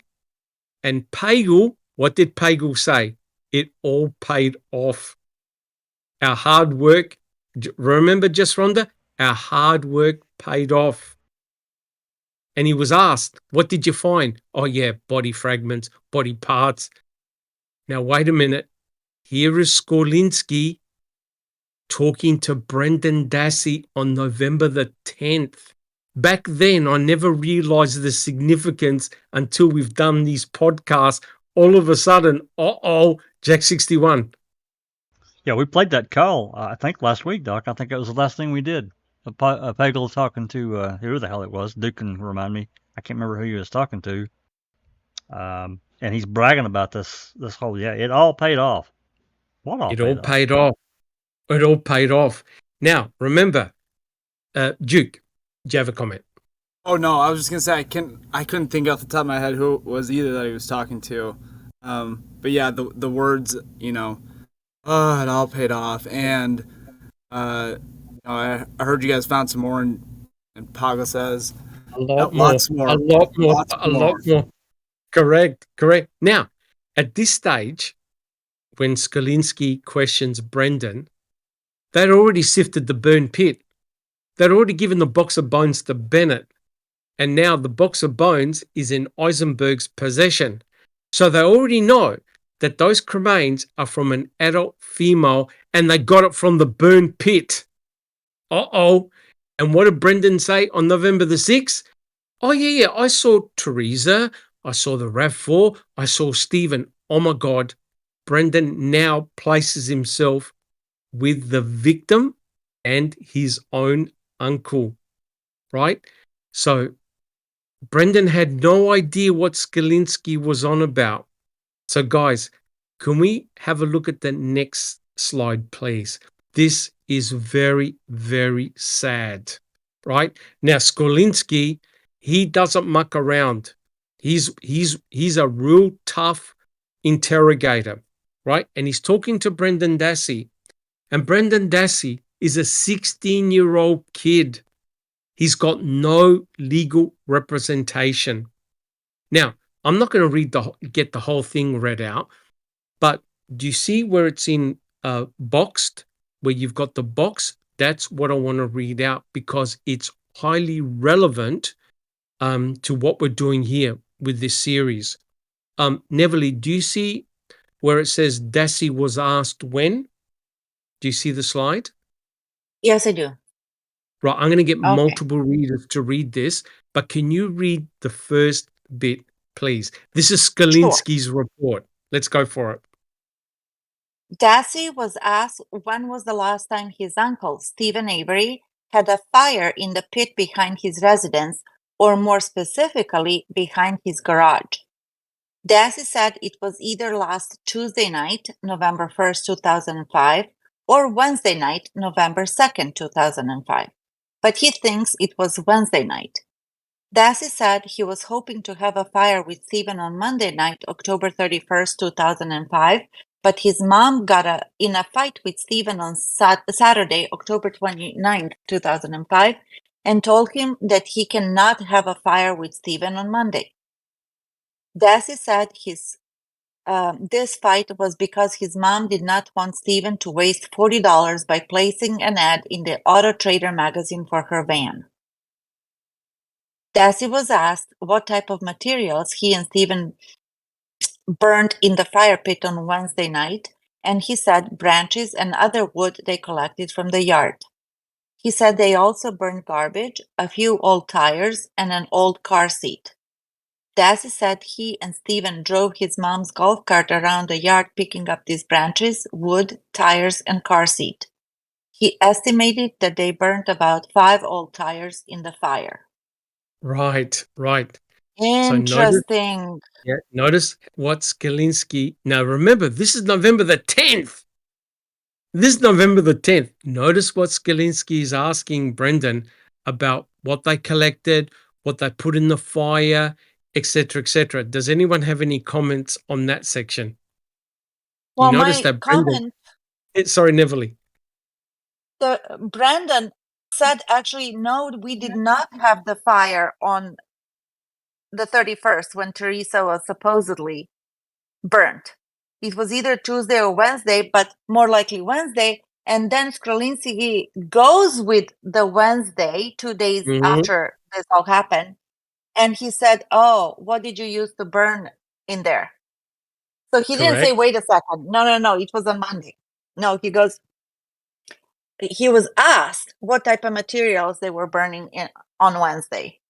So how come all of a sudden the fire was actually going on Monday, the 31st? So there's a huge discrepancy going on over here. Correct. Now, it could simply be, hey, look, we were going to have a bonfire, a big bonfire. Whereas burning rubbish, he wouldn't consider that as a bonfire. That's just getting rid of garbage. So maybe Brendan got them confused. No, we were going to have a big bonfire, invite all our friends over, etc. But my mum had a fight with Stephen, no bonfire. We just did a simple burning of rubbish. Jack 61. Yeah, a couple things, but the main thing I picked up on, and you've got it highlighted, it's the last sentence. He estimated they burned about 5 old tires. Remember what Fallon, I think it was, said in court? That they tires. And they had used five or six tires to calcine Teresa's body to such a degree, which is complete garbage and bullshit. I just picked up no rubber, and no rubber residue, no rubber smell. That's right. And muscle tissue surviving, tissue surviving a cremation event. Correct. I've burned a couple of tires before, probably 2, maybe 3 at one time, and it does get pretty hot, but yes, 1,800, 2,000 degrees, I don't think so. Correct. And you need a lot of time as well. Yeah. But would you also stand next to the fire raging from the rubber tires? Would you? Or would you go away because it freaking smells? Correct. Not in a good way. Correct. But guys, do you see the deviousness of Skrolinsky? Skrolinsky's putting 2 and 2 together, and what he's trying to do is entrap Brendan. Brendan has got no idea what's about to happen. Guys, would you agree? Duke, what are your thoughts? Do you agree? Yeah, I mean, they're framing the narrative, and I think they're trying to figure out who's the weakest link and give themselves options for down the road. Correct. And not look at this. Brendan is open and honest. Notice Brendan never says, I'm sorry, I want an attorney, or I want my mum present. Brendan is talking. He's singing like a bird. He's thinking, I've done nothing wrong. I'm answering his questions. What can possibly go wrong? Duke. Well, and they also see very early on, which in my opinion is why they come back to Brendan later when they need more evidence. They see how easy it is to get him to change his narrative to what they want him to. All it took was one lie. Correct. And it was Skrolinsky who told O'Neill about the bus driver, Lisa Buchner. And Lisa in court admitted she got the day and the week and likely the month wrong. She had no idea. Yet it had a devastating effect on Brendan, because Brendan thought, oh, well, that must be the truth. Oh, yeah, okay, I'll go along with it. Skrolinsky knew that poor Brendan can be easily manipulated. Neverly. And the whole Lisa Buchner interview and what she said on the stand was, again, nothing, just bullshit, because it was the wrong day. She said it on the stand. Why was she even there? But Kratz, the master manipulator, took advantage of the situation to muddy the waters. And again, to lie about something and to prove his point, whatever it was. Correct. With a lie. Correct. Now, the sad thing is this. With what the judges found in the full en banc, Brendan's confession is now considered the truth. The truth. Just Rhonda, do you have a comment?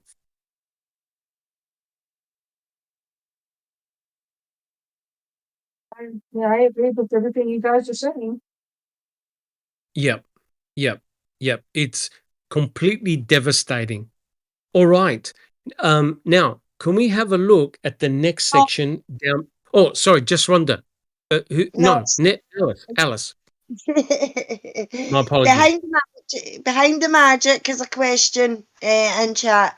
She says, what was the day of the Jodie Stephen call where Stephen says he's pissed and not talking to Barb or the boys anymore? He's sick of them. I can't remember the date, but yes, they did have that discussion. Does anyone here know the date of that call? I can't remember what the date is. Jack 61, do you remember? I remember the call, but I can't put my finger on the date either. I'm sorry. Yes, and even Brendan said the reason why they had the argument is because Stephen told Barb, your kids are going to amount to nothing. Remember? The argument is they're not doing well at school.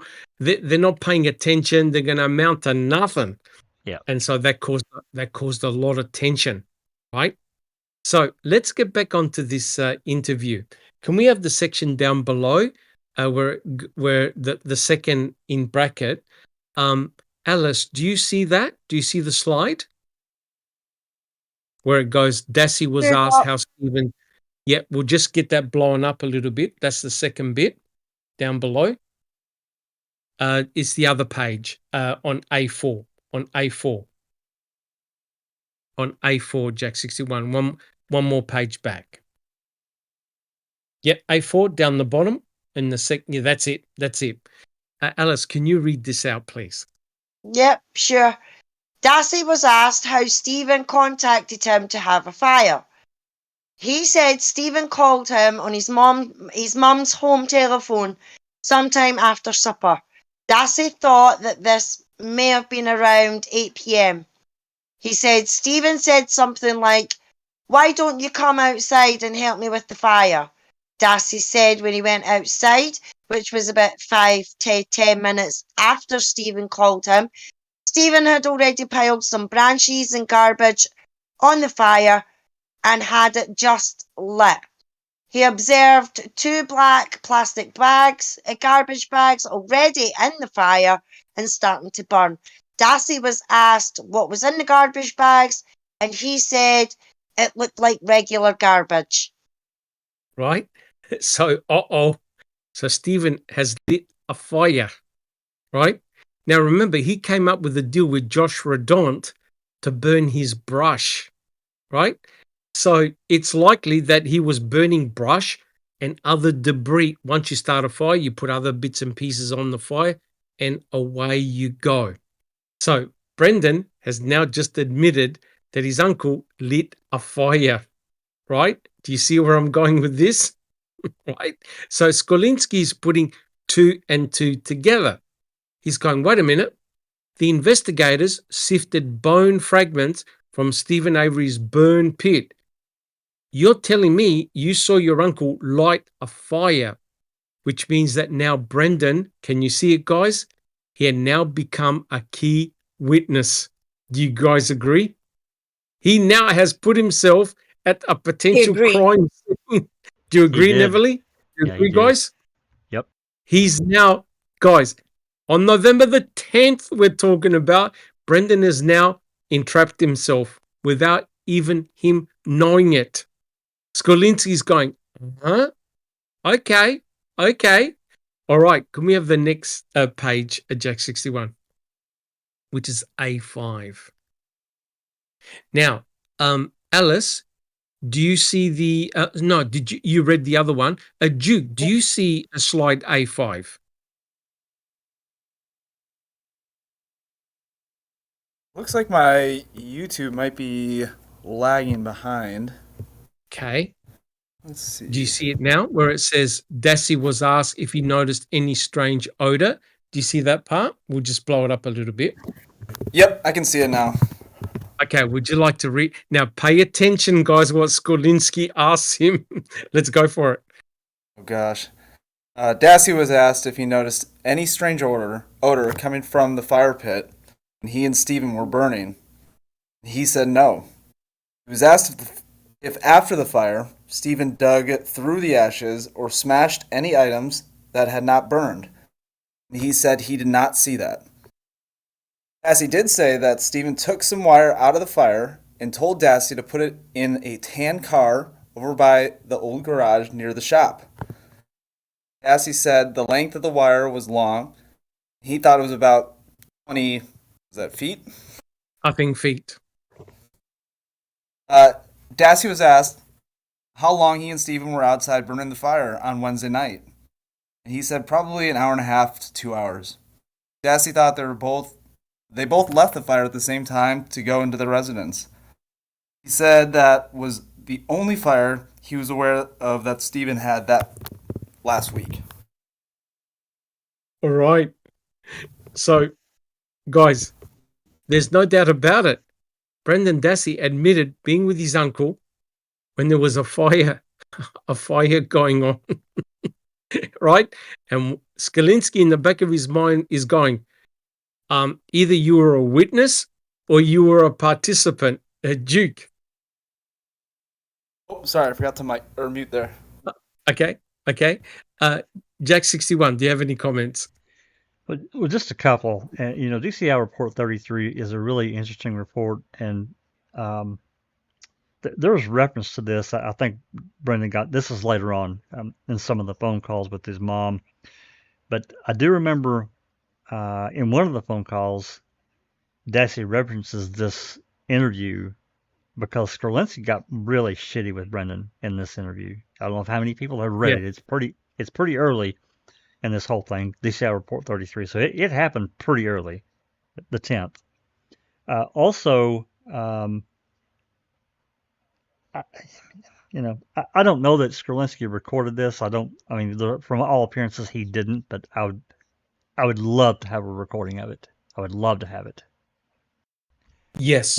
Last thing I'm going to comment on is everyone remember the call on the evening. It was around 7:30 of November 5th when Assistant Attorney General Freyberg called in to Manitowoc Dispatch and demanded Mark Rohr's number that he had talked to Special Agent Skrlinski. He was in a huff, too. He was, I won't say panicked, but he was certainly ramped up, and he needed to talk to Rohr right now. Just wanted to get that in front of somebody, because why is Skrlinski talking to this guy? What did he say to him? Correct. But guys, do you notice what Skrlinski asked Brendan? Did you smell anything? No. Did your uncle do something with the ash? No. So was Skrlinski aware that other bone fragments were found in the Manitowoc County gravel pit? Do you get what I'm getting at here? Because Skrlinski may have been told by Pagel, oh yeah, we found all this stuff elsewhere, not just in the burn pit. Isn't it interesting what Skrlinski asked Brendan Dassey what his uncle was doing, Jack 61? Oh, I'd bet that Pagel was saying that and that he was aware. I fully believe that. Absolutely. Duke. Thank you, Jack 61. Duke. Well, it's no doubt, because, if remember, too, those early news reports during that time in that local area, there was a couple different reports that police believed that 5-gallon pails were used to distribute remains. Yep. Correct. And now they were correct, except the remains went from the Manitowoc County gravel pit to the burn pit, not away from it. Right? So it's very interesting that Skrlinski was honing in on Brendan Dassey on November the 10th, which is remarkable. Guys, do we have any other comments? All right, let's continue this. Do you have... Yep. I'm sorry, Jack. Just one comment, and I've asked this before, and I think everybody probably has, but considering that Brendan has now put himself there, he had done it before too, when they went over and had this fire, burnt a bunch of shit, so they knew that Brendan was a witness, an alibi, and they go through this, Skrlinski does this shit here, but after, I think, pretty much this, there's nothing for 4 or 5 months They don't go after Brendan again until the end of October or end of February 2006. So what the hell? What the hell were they doing? What was the plan? Yeah, that's it. Because I reckon that all the forensic evidence that they were finding or discovering, none of it pointed to Brendan Dassey. None whatsoever. Right? So can we have a look at slide A6 because it gets better, right? Duke, did you have a comment? Well, I was just gonna say, well, whatever reason, Kratz decided they needed more, and that's when they went out and got FL. They got the hood latch, and with it, they got Brendan. Correct, because they knew. Sorry, Jackie's one. They knew that the evidence that they had against Stephen was weak and flimsy. They needed more. They needed to drag in Brendan. Jack 61. Now, Doc, did you not want to read the bottom of A5? I got it blown up here on screen. If not, I can move on and get A6 pulled up. Would you like to read it out? I can. I wasn't sure. That's why. Okay. All right. No, if you want to. How far do you just do this one paragraph and stop? Yeah. Yep. Okay. Dassey was asked to recall the events of Monday, October 31, 2005, when he and his brother Blaine got off the school bus and were walking towards the residence. He said as he and Blaine were walking up to the residence, which is right next door to Stephen's residence, he observed Stephen and Halbach talking outside Halbach's vehicle. He said as they got closer, he and Blaine commented to each other that must be the woman who was here from the Auto Trader magazine to take photos of their mom's van. Yeah. So, guys, can you see that what Brendan did was he replayed the same fib that he told O'Neill, because he thought, oh, yeah, it's only an innocent thing. As we got home, that's what I saw. Now, here's the problem. When they asked Blaine who was with Brendan, Blaine said, I saw no one. So Blaine was Brendan's alibi witness. Did they question Blaine during the court about what his brother said? No. Kratz avoided it like the plague. And Blaine could have said, no, me and my brother just walked home. We didn't see Stephen. We didn't see Teresa. We didn't see the raffle. We saw nothing. We went straight home off the bus, but they never asked the questions. All right, Jack 61, we got A6. All right. Andy B, do you see the slide? I do, Doc. Can you read where it's highlighted in black, where it says Dassey was asked about the mound of rocks? Let's have a read of that one. Yeah, sure. Dassey was asked about the mound of rocks and dirt next to Stephen's fire pit behind his garage, where the doghouse is located. He said that mound had been there from the previous occupant of Stephen's house long before Stephen moved there. Dassey was asked if he knew what was underneath that mound, and he said no. Now, you might think that's innocent, but it's not. Let me explain. Because Sturdivant, remember Duke, what Sturdivant said? Oh, the burn pit was unnatural to the environment. He was getting and he even said that the burn pit was like someone used a skid steer to take a scoop out. Notice what Skalinsky is getting at here, that Stephen Avery purpose-built the burn pit to cremate Teresa Halbach. Right, guys? That he got a skid steer, dug out some earth, and used it to get rid of Teresa Halbach's body. But Brendan said, no, that burn pit's been there for ages, right? It was with the other owner. Stephen didn't build that. That was already there. So notice what they're trying to get Brendan to admit. Oh, yeah, my uncle decided to do a burn pit, make a burn pit then and then, which would have made it even worse for poor Brendan, right? All right. If we have a look at that, do we have any other comments? All right. Rhonda, do you see the next section where it goes, Dassey was asked if he saw Steve dig up any ashes? Do. Yeah. Would you like to read that out, please? Thank you.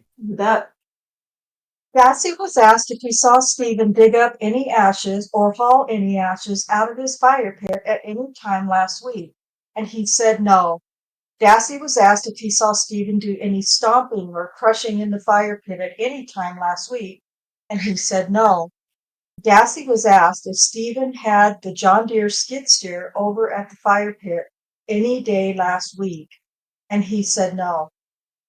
Dassey said he has never seen the John Deere skid steer in Stephen's backyard, and the only time he saw Stephen operate it was trying to smooth out the road to their residences. Dassey said the dirt road has a lot of potholes. Does anyone have any comments on that one?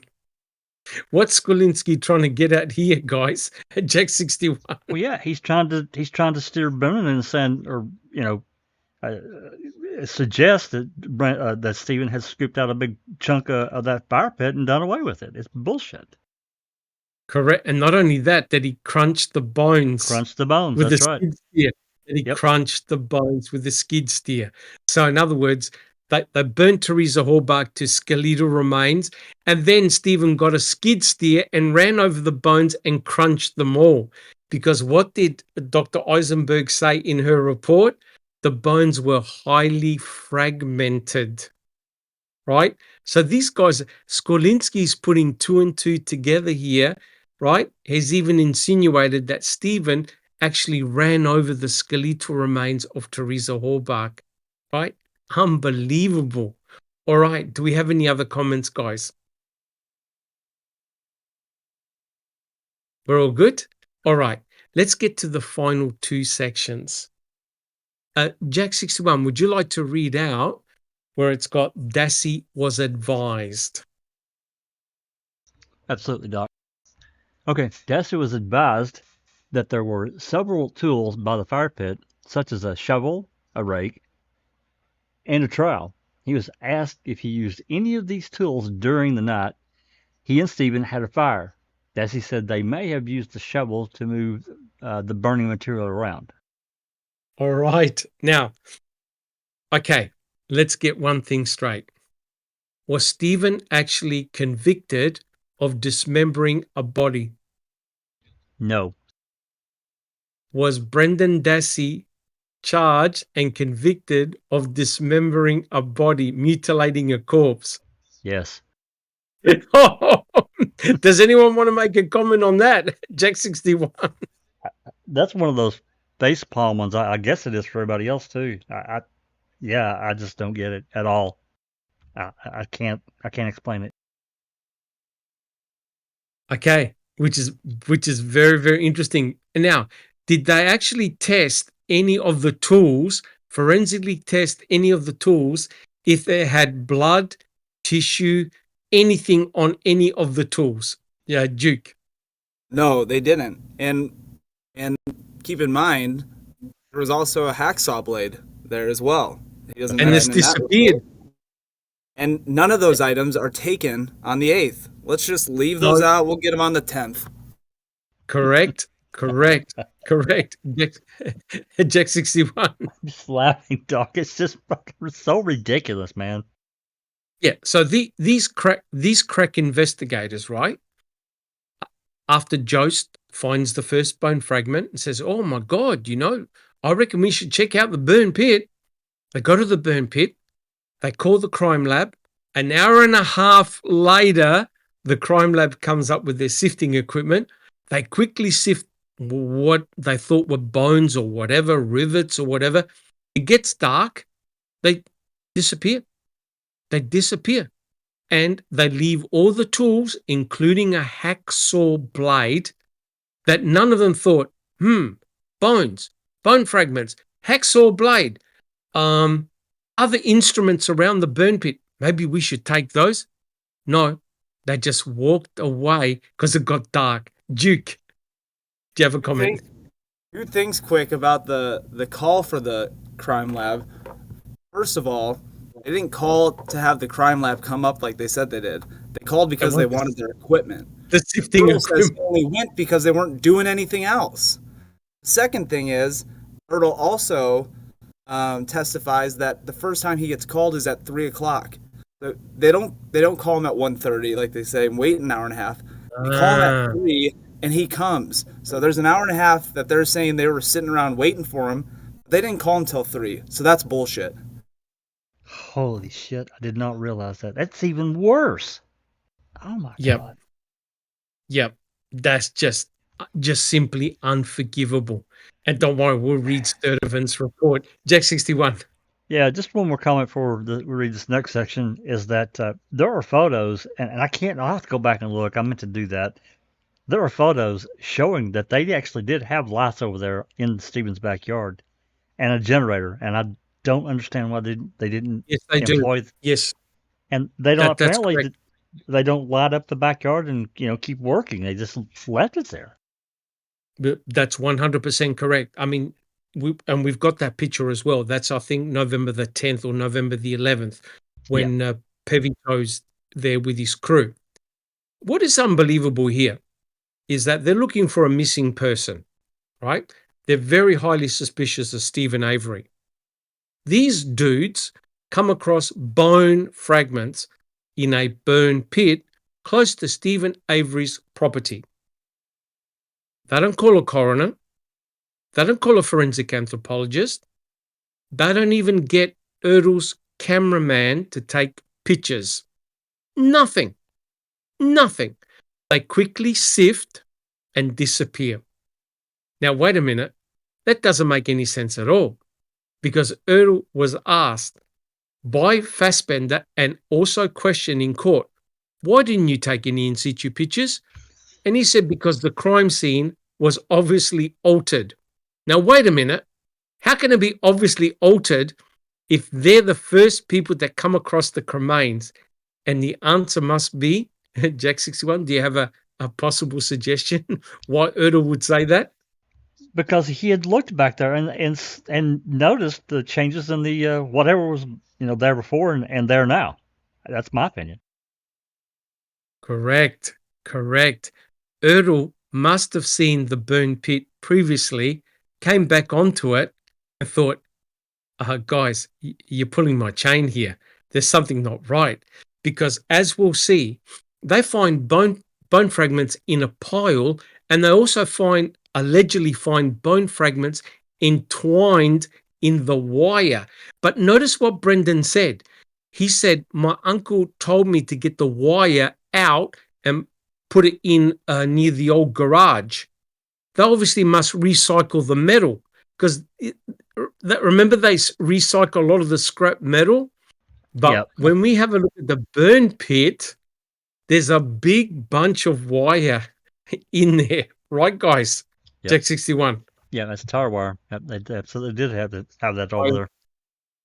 Correct. Duke, do you have a comment?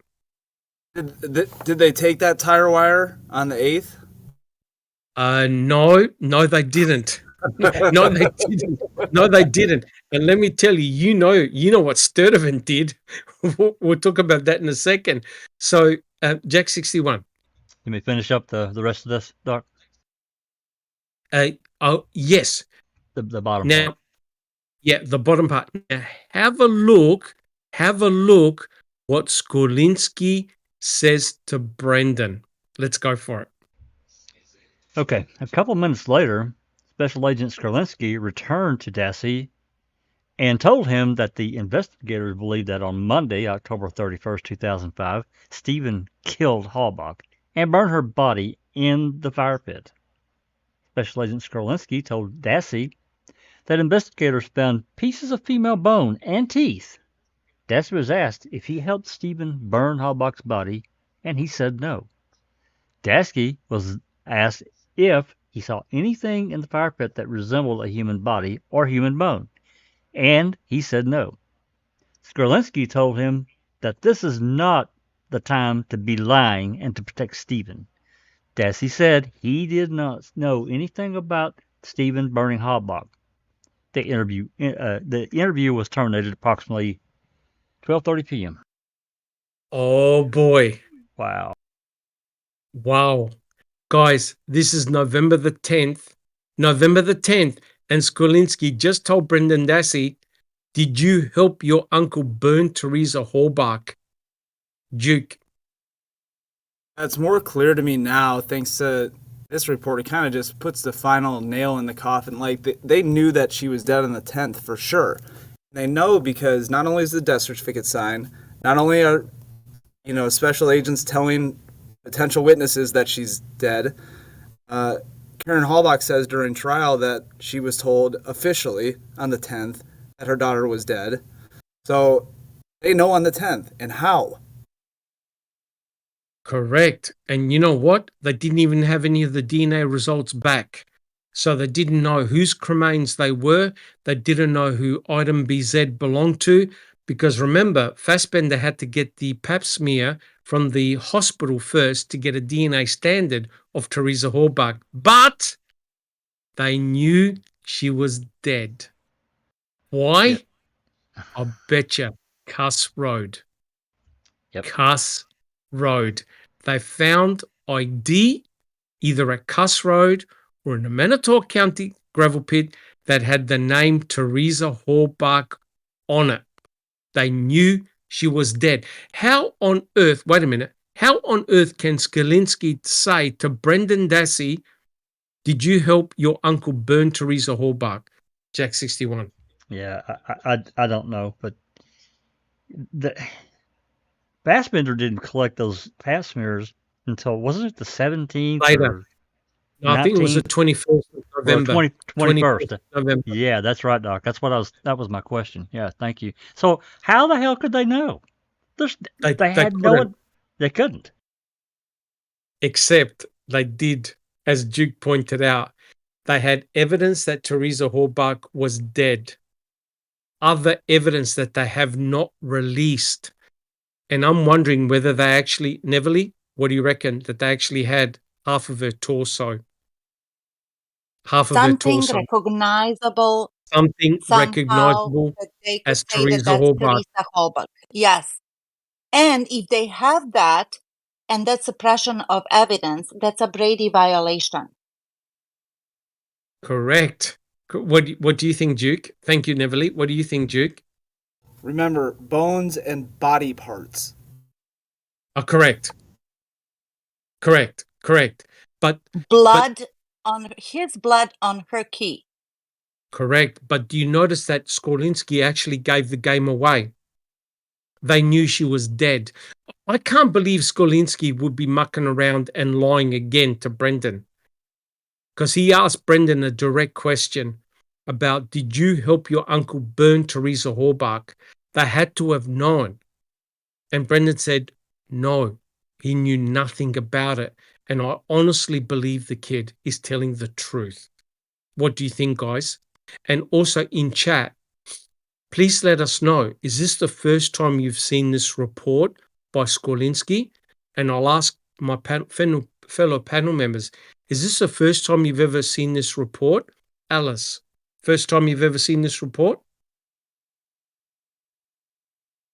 Yes. Okay. Yes, it's the first time I've seen it, Doc, yeah. Okay. Andy B, have you seen this report before? No, I don't think I have. I can't quite remember, actually. I don't think so, though. Okay. Duke, have you seen this report before? I have seen it. It's, anything related to Brendan is extremely difficult for me to spend much time on, not because it doesn't matter, but because of how infuriating it is. It's unbelievable. Jack 61. No, I saw this report long ago, and I was infuriated, not only by that, and then later learning, just based on what Brendan said, how Skolinski talked down to him, and basically was really yelling at him. I think that passage I just read, he was really, really harsh with Brendan. Yes. Just Rhonda, is this the first time you've seen this report? Yeah, my first time. Unbelievable. Never saw it before. Yep, unbelievable. Neverly. I honestly cannot say that I did or did not. because of all the overwhelming reports that we read. However, if I did, maybe I would have been infuriated, or if it was early enough that I wouldn't totally think anything about it, I would just like say bullshit, you know what I mean, and leave it at that. Correct. So I am not sure, Correct. Dr. Silkman. Correct. And Behind the Magic said, I'll quote, "Yes, first time. However, I've always questioned Teresa Halbach being pronounced dead at the quarry on the 10th. There's no question. The medical examiner signed her death certificate. The medical examiner would have absolutely had to ID Teresa Halbach. Do you guys agree? You can't just sign a death certificate and say, oh yeah, she's dead. They had to have known. They had to have known. Jack 61. Well, yeah, legally, and I know that Sunshine Christine and I did one of her podcasts. This has been months ago, specifically talking about Glazer and these activities on the 10th. It's absolutely insane. Correct. But can you see that November the 10th was a watershed moment in the investigation? Absolutely. Right? Now look at the chronology of events. You got Cuss Road on November the 7th. Cuss Road on November the 7th. It didn't exist. The state says it didn't exist. You've got Jost on November the 7th, who's in the Manitowoc County gravel pit with cadaver dogs. Nothing to see here, guys. You've got Jost with cadaver dogs in the Redonce quarry. Nothing to see here, guys. You've got Growell, who smells something on the night of October the 31st. He says the smell came from the Avery salvage yard. We proved that's bullshit because the wind was going away from him. You've got Redont, who sees a fire coming from the Avery salvage yard near Stephen's residence on the night of October the 31st. So you've got Jason Jost, who finds the first bone fragment on November the 8th, and they sift the burn pit on November the 8th. All of a sudden, on November the 10th, you've got the medical examiner signing Teresa's death certificate. You've got Fassbender, Wiegert, Hagel, Glazer, and another officer, all in the Manitowoc County gravel pit. And you've got Redont, who said the entire gravel pit, Manitowoc County gravel pit, was flood lit. Let me tell you guys, right now, a lot of Teresa's cremains and body parts were found there. They were found there. So something happened. And then lo and behold, we have Skalinski telling Brendan Dassey, did you help your uncle burn Teresa Halbach? Jack 61. Yep, Doc, I'm convinced they found something at Cuss Road. I know that we can't prove it, but that's what I believe. That's my opinion. And they found exactly what you said in the Manitowoc County gravel pit. I have no doubt of that. Correct. If you sign a death certificate, you got to prove the person that you're signing the death certificate for. You can't just sign a generic death certificate. He pronounced her dead on November the 10th, and that's before any DNA results came back. Just Rhonda. I've always, like a lot of people or most people, I've always believed that Cuss Road is very, very key in this case.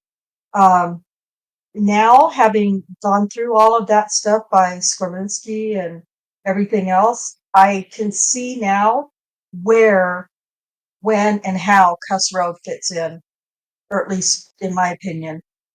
Yes. And who was part of Search Team A?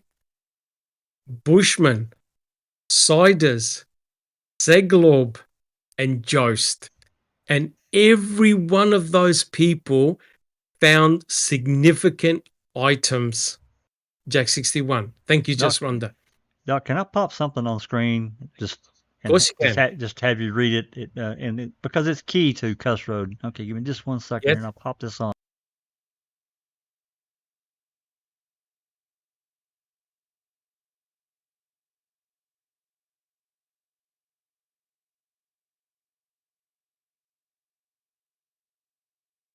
Yep, we'll just wait for that document to come up. Okay, it's going to pop in there. You'll Yep. see it. Yep. Yes, yes, yes. Now, this is the Disturbed Earth search warrant that wasn't actually presented. This was by Mark Wiegert. Now, what we're going to do, so just keep this in the back of your mind. Jack61, we are actually going to go through every one of these points, but I'm glad that you put it up because this is absolutely crucial to the narrative. This is not what Kratz wanted you to know, right? And this is absolute proof of what the cadaver and scent dogs found, right? That's right. But we'll be Jack 61, we're going to work up to this so Okay. you can see what led up to it. Okay. But fantastic, Jack 61. Keep this in the back of your mind, people, that Wiegert wrote this search warrant with the results of the cadaver dogs and the scent dogs about Cuss Road. Jack 61. Yeah, I just wanted to pop that on there because it's crucial, and we don't know what dog it was. We just don't. It's not mentioned in any report. And then all of a sudden, at some point, we know that the other dog, was it Loof or Brutus, was not allowed in. Brutus. That was Loof. Loof. Right. Loof Tracking was dog. not allowed in. Yep. Loof. And Loof is the scent dog who Yep. went all the way from where the van was, bypassed the burn barrel and went straight down the cornfield towards Cuss Road, towards where the do not cross police line was. And Pagel said, no, you keep your dog back. That dog is not going to cross the police line, and actually made Loof go another path, which again we're going to go to. But what we're doing here is we're systematically tearing apart the state's case. And I believe that any Kathleen Zellner or another attorney and even Drizzen and Nyrider has to use what we've found and uncovered, as well as other researchers, package it and say, this is the narrative that happened, and this is why I believe it's so. And they know. People like Pagel, people like Wiegert, people like Fassbender, they know the truth. And what was said in court was bullshit. It was a smoke screen. And now you've seen it with your own, you've seen it. What Skolinski said to Brendan, he gave the game away. Did you and your uncle burn Teresa Horbach at the burn pit? This is November the 10th. Not 2006. This is 5 days after they found the RAV. They're already honed in on Brendan. They've already honed in on Stephen. Guys, do we have any questions?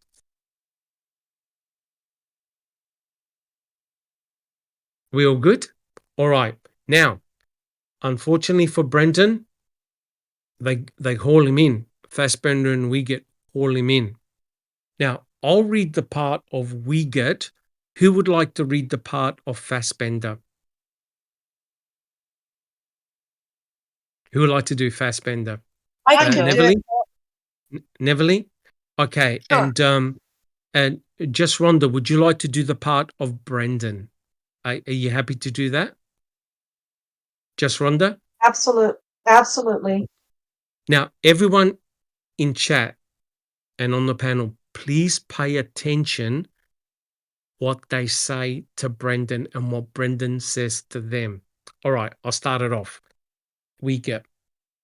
It's not your fault. Remember that. Fassbender. Yeah, it's not your fault. Like I said, Mark and I are not going to leave you high and dry. I got a very, very important appointment at 3 o'clock today. Well, I ain't leaving for the appointment until I'm sure you're taken care of, telling the truth. Get this off your chest and get it out in the open. So go ahead and talk us about what you saw in the fire. are killing you right now. What you see. Go ahead. Go ahead. You've got to do this for yourself. I know you feel that it's gonna hurt Steven, but it's actually gonna help Steven come to grips with what he needs to do. More important, this could help you. How long do you think? How are you going to put this up? Put up with this? You know, we found some flesh in that fire too, like BZ. We know you saw some flesh. We found it after all that burned. I know you saw it. Tell us. You don't have to worry about. You won't have to prove that in court. Ring ring. Tell us what you saw. You saw some body parts. You're shaking your head. Tell us what you saw. Brendan, no Brendan, response. nothing. Crickets. No Fassbender. response. You all right? You all right? What other parts did you see? Toes. Part of a foot too? What other parts of the body? Did you see part of the arm, the legs? I know, it's all right. Did you see part of her head? Skull? Seeing. Okay, a human body. Did you say anything to Steven? Was he hoping you didn't see that or what? No response. Where? The body parts that you saw, where were they on top of tires or underneath the tires? Or No response. crickets, that's right. Unbelievable. He says I've seen toes like very hesitantly after not responding to many questions. And he goes, oh, body. You saw the body. What are you talking about? A Keep human going. body. Keep going. Okay. Pardon? Bottom of tires. Underneath the bottom of the tires. No response. Could you smell them? No. Oh, All right. Now, Duke, tell us what was wrong with that passage. What was wrong with that passage, Duke? Well, there's a lot of things wrong, but the biggest is that Brendan doesn't know what the fuck they're talking about. No idea. And who did 99% of the speaking? Fassbender. His name is And- Fassbender. Fassbender. Yeah, Fassbender. Fassbender. Fassbender. Well, and another part of it is that every single bit of that was leading, suggestion, Thank you. coercion. Thank you. He fed everything Correct. to him. totally. Yeah. Totally. He says toes. He goes, a human body? Correct. What else was wrong there, Duke? I mean, we're talking about flesh. Yeah. Yep. Flesh. That's what I was. Yeah. Flesh. Okay. So interesting, right? What's the only flesh that you know about? Well, that'd be item BZ. Item BZ. Yes, correct. So are they telling Brendan the truth, or they're just making all this bullshit up? Jack 61. Yeah, they're making shit up. And wasn't there this mention of flesh and whatever over in Mitchell's quarry? Is that right? Yes. Did I remember that there right? was flesh. Yeah. Yes, there was flesh and blood and Mickle's quarry, which Culhane said was non-human. But here's the biggest issue for me. Sorry, Duke, do you have a comment? I was just gonna say, the tissue found in Mitchell's materials was hit on by three trained cadaver dogs. 3 cadaver Only dogs. to have Culhane say that it was not human. Correct. Now, here's the biggest issue. Notice what Brendan said. that Teresa Halbach was on the bottom of the tires. What did the forensic anthropologist say about the presence of rubber in the cremains? Did she find any rubber, and did she smell any rubber? Duke. No, and that's a great point. That's what I was thinking of just a few seconds ago. Is that it's the tires for me that just drives me wild. Our own forensic anthropologist said there was no evidence of tires on those bones. Right, but notice the big nose that I've got. What did Brendan say about smell? Could he smell anything? And his answer was, just Rhonda, a big no. Now wait. No. Are you honestly going to forget the smell of a burning body 2 feet away from your nose? Is anyone going to forget that? Neverly. Never. That's a trauma that's going to stay with you for a long, long time. Right, 100% correct. So here we have a witness, a so-called witness to this cremation event. He's got everything wrong. He goes, oh, yeah, we use tires, but there's no evidence of any rubber. There's no evidence of any tire residue on any of the cremains. Furthermore, there's no evidence of any smell coming from those cremains, even though according to the state, according to Fallon, they used 5 tires. No problems, which means where's the rubber residue? Where's the smell? Brendan Dassey said, could you smell them? No. Now, wait a minute. Every first responder that comes across a burning body will tell you it's a horrific event. They never, ever forget it. Brendan Dassey immediately said, no. And who was the one talking about body parts? It wasn't Brendan. It was Fassbender. Did you see flesh? We found flesh. Did you see body parts? We found body parts. So, in other words, Brendan was going, what the fuck are they talking about? He's got no idea what they're talking about. Neverly. Yes. And to go back to the unbunk,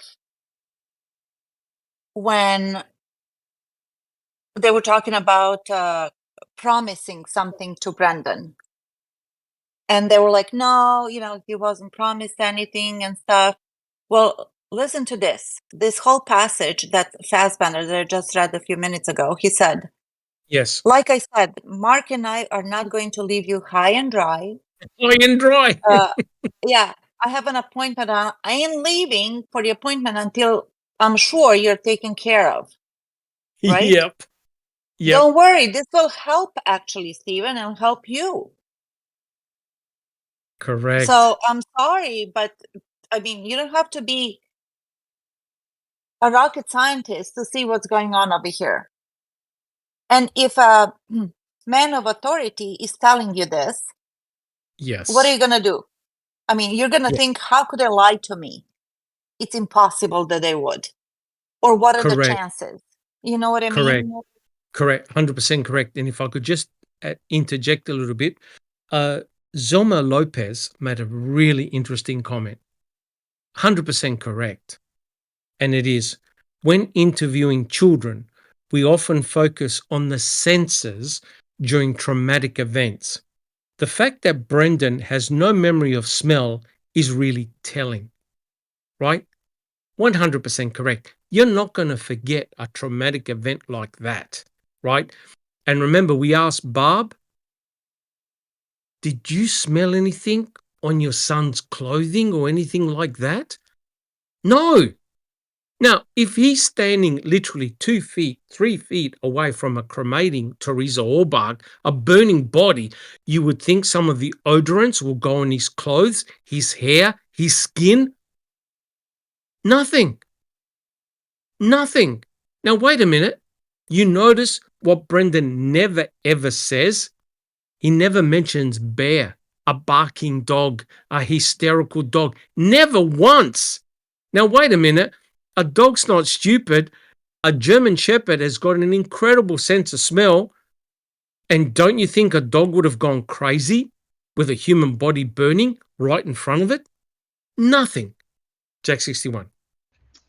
Yeah, I think so. Yeah, exactly, Doc. But getting back to what Neverly was talking about in this passage up at the very top one that was read out, and you think about, I don't know how old Fassbender and even Uyghur were at that time, but they're middle-aged men talking to basically a child. How is Correct. trying to put yourself, thinking back when I was that age, 16 years old, and you got a cop, a detective nonetheless, saying these things to him, and how did he interpret that? We went through that this language thing that those ladies wrote. I can't remember the name of it. Under the Hood or something of that nature.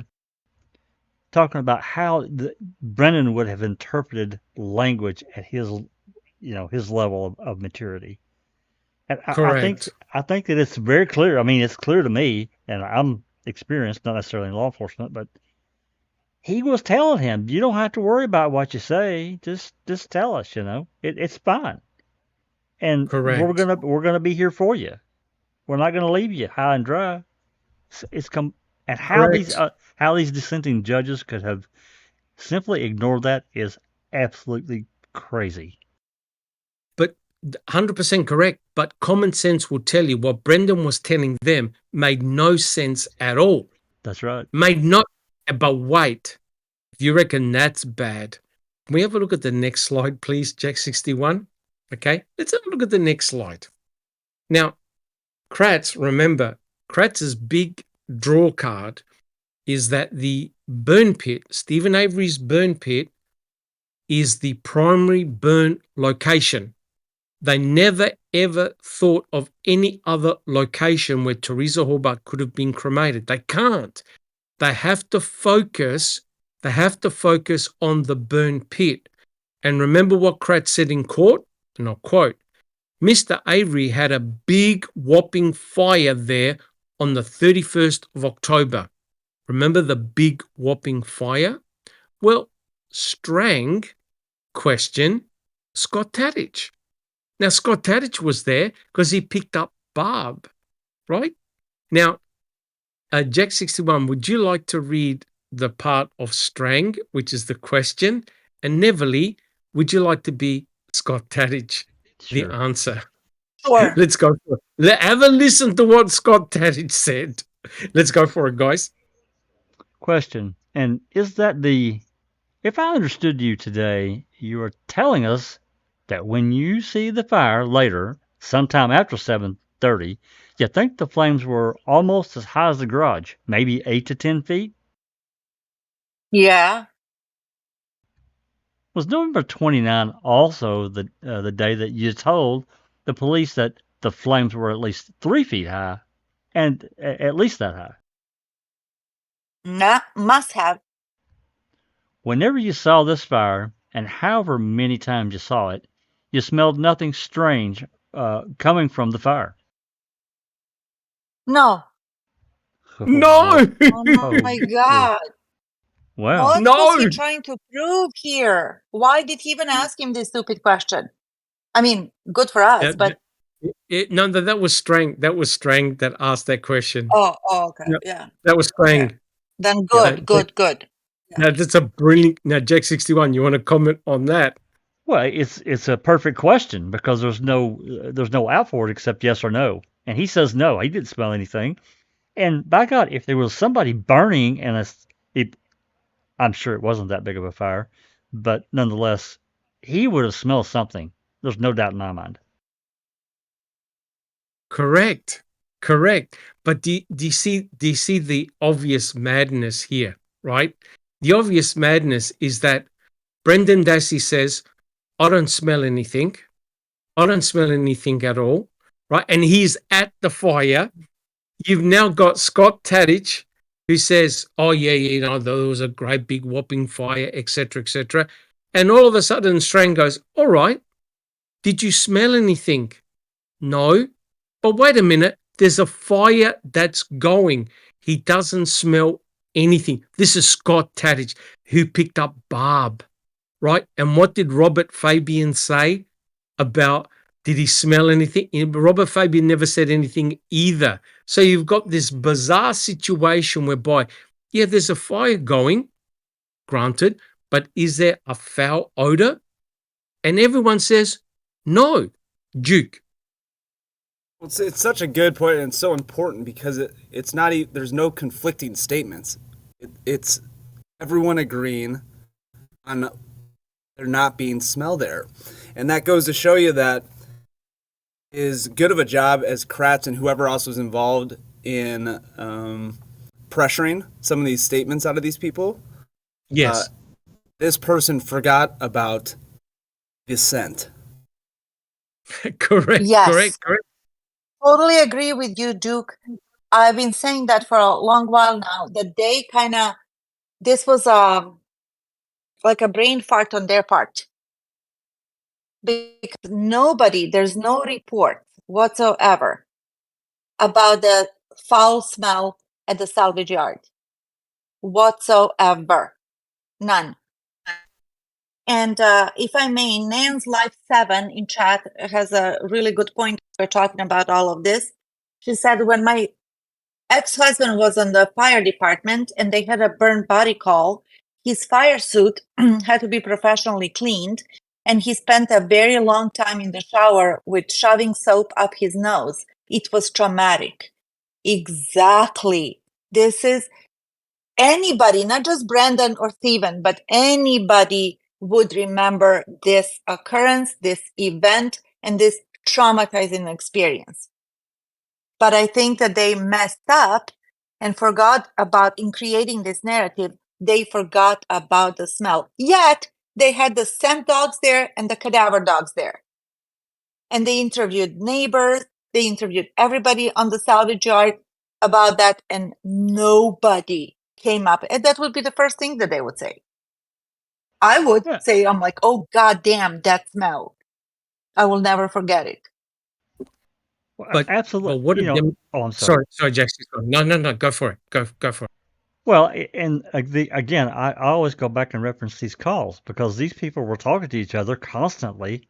Somebody, if there had been a bad odor, a foul odor that would have most certainly been there had a body been burned, that would have been one of the first things out of their mouth. The dogs would have went ape shit. There's no doubt. The cadaver dogs were brought there on the afternoon of November 5. Bear was there. There were other dogs over on the other side of, even those little dogs over there that aren't necessarily scent dogs or that kind of thing. They would have smelled it. There were other varmints, I'm sure, it's more a rural area. They would have smelled it. But the main thing, not one officer complained about smell. Not one. And that's key. Yes. And you know who else would have gone ape shit about the smell? On the day of, Barbara Tadich. Absolutely. Because she complains about the tire and the soot that and she hates the fact when Steven burns tires. Imagine if she smelled the burning body. And she was away. She came and went that day. So let's say that she comes back at 8 o'clock, like she says she did with Scott dropping her off. She opens the door and she smells this. She would have raised hell. Correct. And what is missing here is the sense of smell, that no one reports a foul odor except Growell. And Growell is in Redon's quarry, which is a long way from the Avery salvage yard. If Growell is telling the truth that he did smell a foul odor, it wasn't coming from the Avery salvage yard. It was coming closer to him, in closer proximity. And now when we look at all the anecdotal evidence suggests that a cremation event occurred right next to Growell in the Manitowoc County gravel pit, which now points the finger away from Steven, exculpatory, because Skolinski is nailing Brendan. Oh, did you help your uncle burn Teresa Hallbach? He goes, no. Did you smell anything? He was questioned. Did you smell anything? No.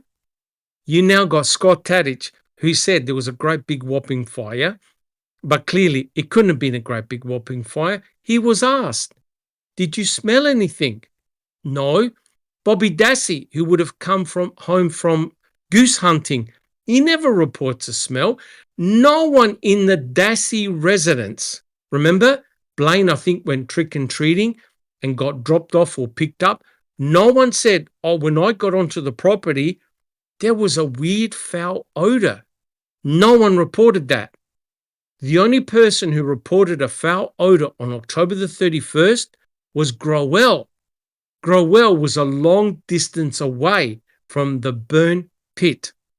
The cadaver dog, November the 5th, he didn't do a beeline. Brutus didn't do a beeline for the burn pit. Now, how can Brutus go to the burn barrels? And in the burn barrels, the state is saying there were cremains. Brutus is trained to detect cremains. Are you trying to tell me that Brutus missed the entire box of bones and muscle flesh? Bullshit. Impossible.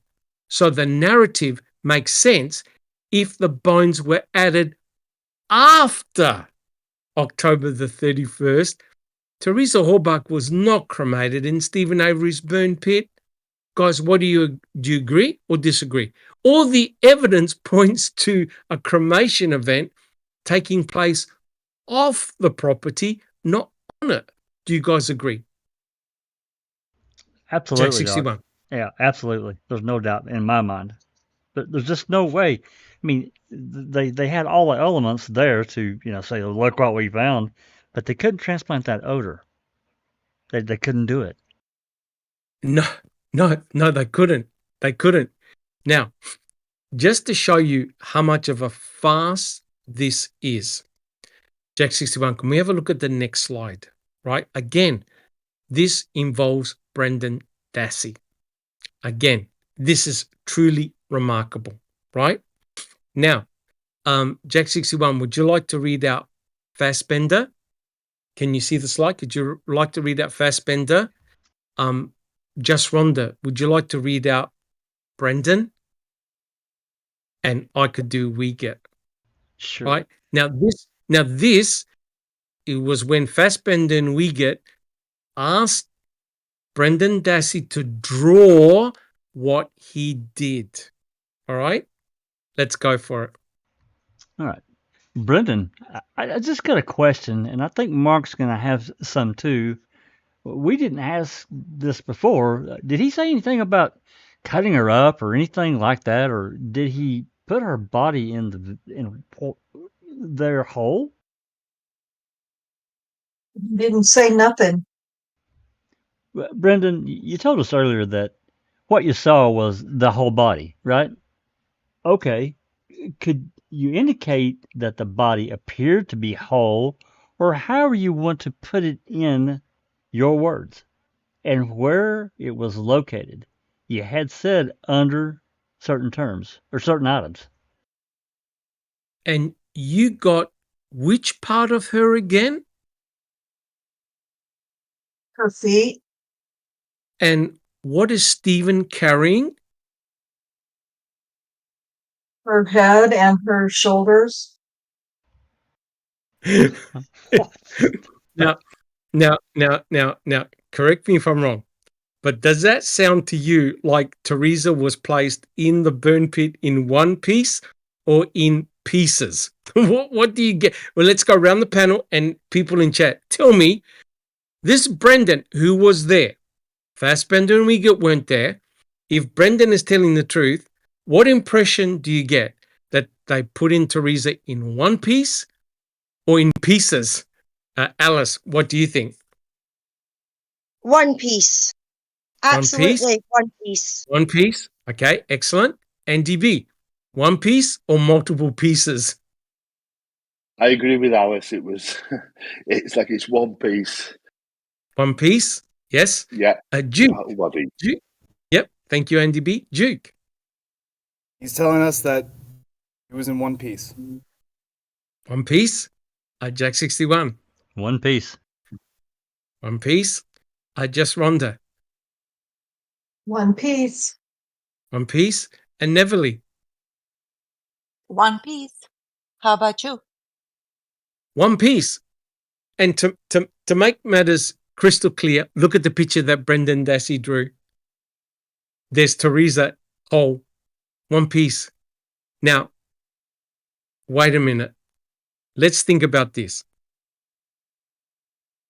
Fassbender and Wiegert had read Eisenberg's report. And Eisenberg's report is clear. The body showed evidence of dismemberment because there were cut marks, saw marks, kerf marks in the bones. Therefore, if you notice what Fassbender says to Brendan, he goes, I quote, "Did he say anything about cutting her up?" Fuck me. Fassbender knew that Teresa Halbach was dismembered in pieces. So he asked Brendan, well, what did you do? I picked up her legs. Stephen picked up her head and shoulders and we put her on the fire hole. Are you trying to tell me that Fassbender and Wiegert thought, wait a minute, Brendan, that's not true because we have evidence of that Teresa Halbach was dismembered? That brings a whole set of complications, i.e., where in Stephen's garage or anywhere on their property is there forensic evidence of a dismemberment event? Jack 61. Nowhere at all. And you know, this is a little bit away from talking about the dismemberment, but by this time, they found out in late February that they found the second beveled skull piece, so they knew that there was 2 bullets associated with these 2 skull pieces. They knew that. Correct. But yeah, Correct. At that point, even if they had some idea that this event had happened, and then they come up to this, they know she's been dismembered and cut up, but they're asking him questions about her being put in the fire hole. What? That should have been the end of it, Brendan. You don't know what you're talking about, dude. Get out. It should have been, Jack 61, you're so right. The investigator should have both stood up and said, don't fucking waste our time anymore. Go home to your mum. That's You've right. got no idea what you're talking about. Now, wait a minute. This is a major part of the murder. Dismemberment. Get rid of the body parts. And Brendan says, remember, we took her out of the RAV4 and we put her on a creeper and we rolled her to the burn pit and then we picked her up and we put her on the fire hole. That cannot be the case, guys. No. Right? And they tested the creeper. There was no DNA on it. Nothing. No blood. And they had a cadaver dog that went around Stephen Avery's trailer, right? And there was no hit.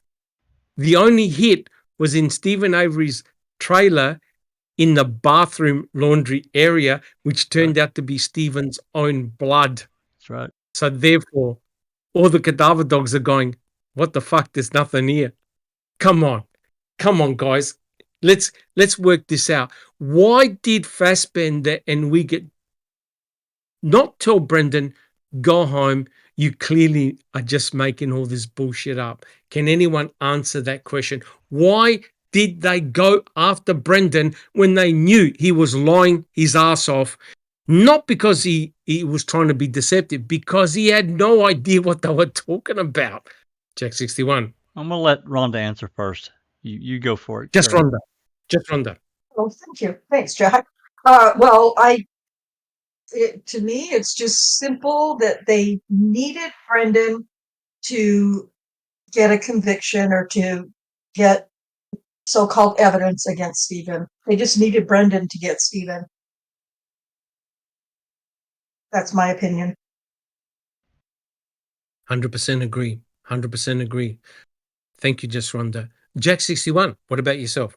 Okay. So they, as you said earlier, they knew that this case against Stephen was, the worst thing they had was this so-called blood in the RAV.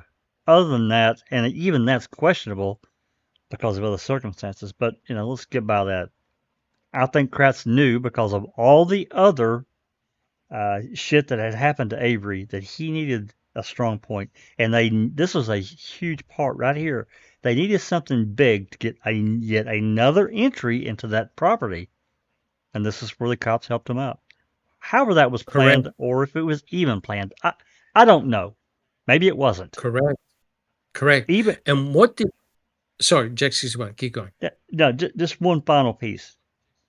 Even if it wasn't a planned event, and then all of a sudden this happens, and it allows some entry, and some other police decide, hey, let's help them out here a little bit. We're in.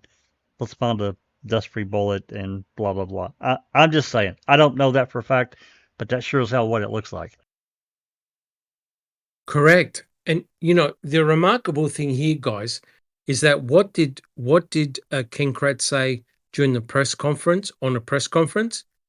After speaking with Brendan, we now know what to look for. I just about fell off my chair. Yep. They now know what to look for. 5 months later, you now know after you fed him this entire fucking story. Correct. And what did Kathleen Zellner said? They planted the story in Brendan's head, and he went along with it, right? Even though the forensic evidence was saying, this is not what happened. This couldn't have happened. And to make matters worse, please remember that we have one victim, two methods of death in two different settings, the trailer and in the garage. And so and two different timelines. Correct, two different timelines. How can you have two? But only one man was responsible for that murder. Only one man. 100% correct. So you've got this bizarre situation whereby Kratz is saying only one person is responsible, yet two people are in prison. You've got one victim, you got two different scenarios, and you got two different people in prison. I cannot work it out, right? So has anyone got any other comments? All right. Do we have any questions in chat? How we're doing so far? Yeah, we're doing okay, Doc. Nan's Life has got a comment in chat. She says, wait, it's just disappeared. She says, the very moment Teresa Hallback was supposedly killed in the trailer bedroom, carried down a narrow hallway to a garage and then a burn pit, her scent would have been everywhere, and it wasn't. Oh, correct. Because remember, when they brought down Loof went to the van. Loof went, I think, to the southern door of Stephen Avery's trailer. And then Loof took off, went past the burn barrel, didn't even worry about the burn pit, went straight down towards Cuss Road. So Loof was following the scent.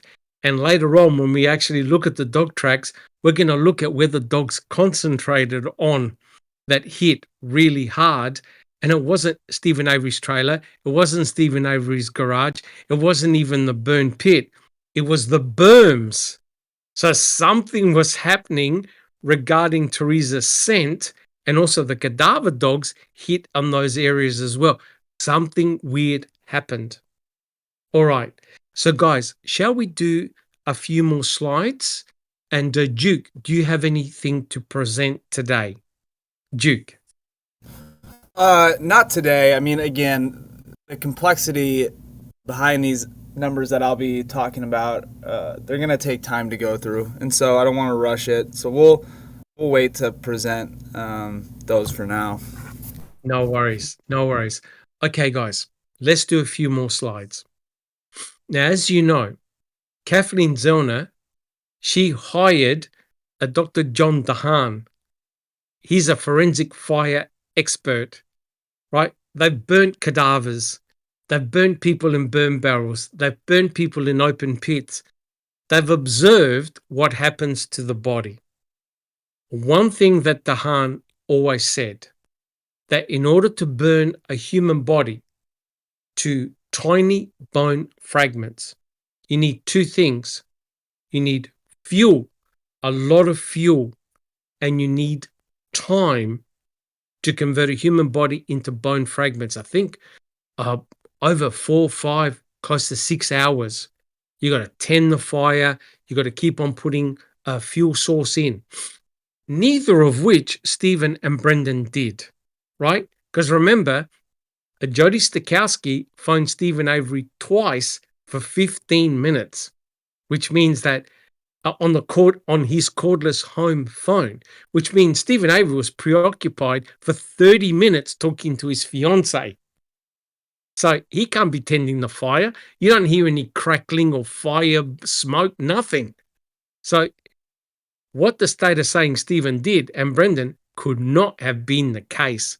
So Dahan looked at everything, looked at all the notes, and this is the conclusion he came up with. Neville, do you see the slide? Do you see the slide? Yes, I do. Slide 18. This is what Dahan concluded about the burn pit and whether Teresa Halbach was burnt in the burn pit. Let's go for it, guys. I just wish that Kathleen Zellner made a comment that Dr. Dahan is one of the smartest men she's ever met. Okay. It is further my opinion that the body was not burned in the burn pit for the following reasons. A. The reported lack of anatomical continuity of the remains. B. Now, do you want me to explain what all this means, or Sure. do it after? Okay. Yeah. No. Go ahead. Okay. So the reported lack of anatomical continuity of the remains, which means that when you burn a human body, and you convert it to skeletal remains, you expect to find all the bones there, right? In other words, you expect to find all the arm bones with the arm, or the leg bones with the leg, the pelvic bones, the ribs, the head, the cranial bone fragments. You expect some of the bones to be connected together. The only bone that was connected together was 8675, found at the Manitowoc County gravel pit, which was the pelvic bone fragment.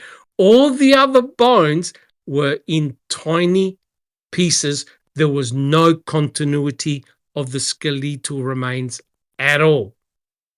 Let's go for it, Neville.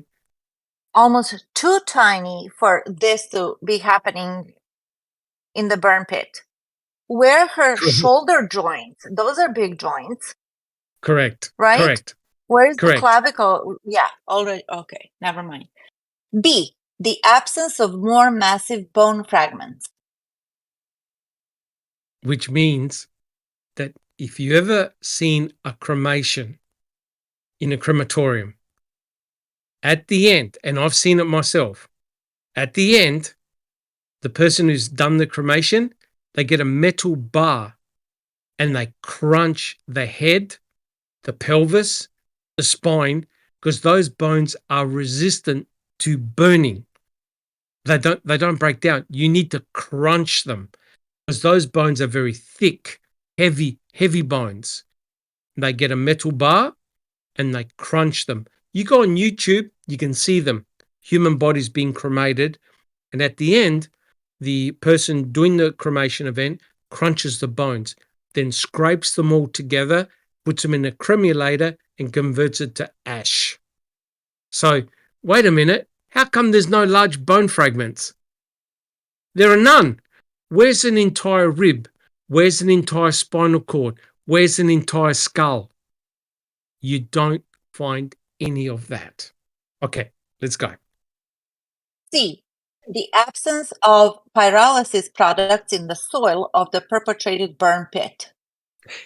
Yep. So when you burn a human body, because you got fat, organs, bacteria, intestines, skin, when you burn a human body, a lot of the stuff will evaporate, but you get what's known as like a black goo at the end.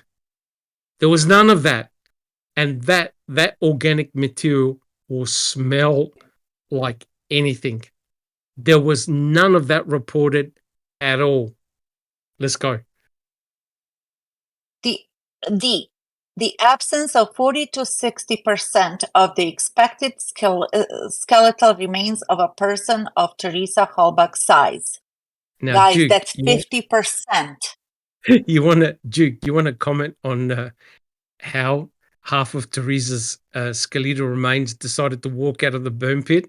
I know I'm being flippant, but that's the reality. Where is over the other half of the skeleton? Well, And Nan7, Live 7 says, where are her teeth? And no teeth. There were no teeth. Duke? It's just, I sit here and I just shake my head and I think about the fact that they found paper in that burn pit. God. You know what? God. And so the paper survived, but 40 to 60% of Teresa did not. Bullshit. And not only that, they only found 35% of her skull in the allegedly in the burn pit. And teeth, apparently, from what I've read, are very hard to burn. Very hard to burn. They should have survived. None of the crowns of the teeth survived. They don't know where. They never found the kneecaps. They were gone. They didn't find the kneecaps. 35% of her skull is missing. They only found 35% of her skull, I believe, when they reconstructed it. And the skull is very heavy. They never found an entire spinal column. They never found one intact rib. And the pelvis was fragmented. Something weird is going on here, guys. It's not a normal cremation event. Okay, Neverly. In an open fire. In an where open people pit. come and Correct. go. Yeah, sure. Where people come and go. Correct. Yeah. It is my opinion that someone transferred some of Teresa Halbach's bones after burning elsewhere to Stephen Avery's burn pit. My opinion is based upon the discovery of larger fragments outside the margins of the burn pit and the finding of human bone fragments with similar degrees of fire damage in numerous other areas, including burn barrels on site, is also consistent with the dumping of the burned remains into the alleged burn pit, with some rolling or landing outside the pit. There we go. And who is the very first guy standing next to a flag who points at a bone fragment 8 feet south of the burn pit?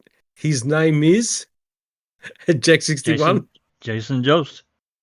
Sergeant Jason Jost, who's an MTSO officer, who points out, I think we better check the burn pit.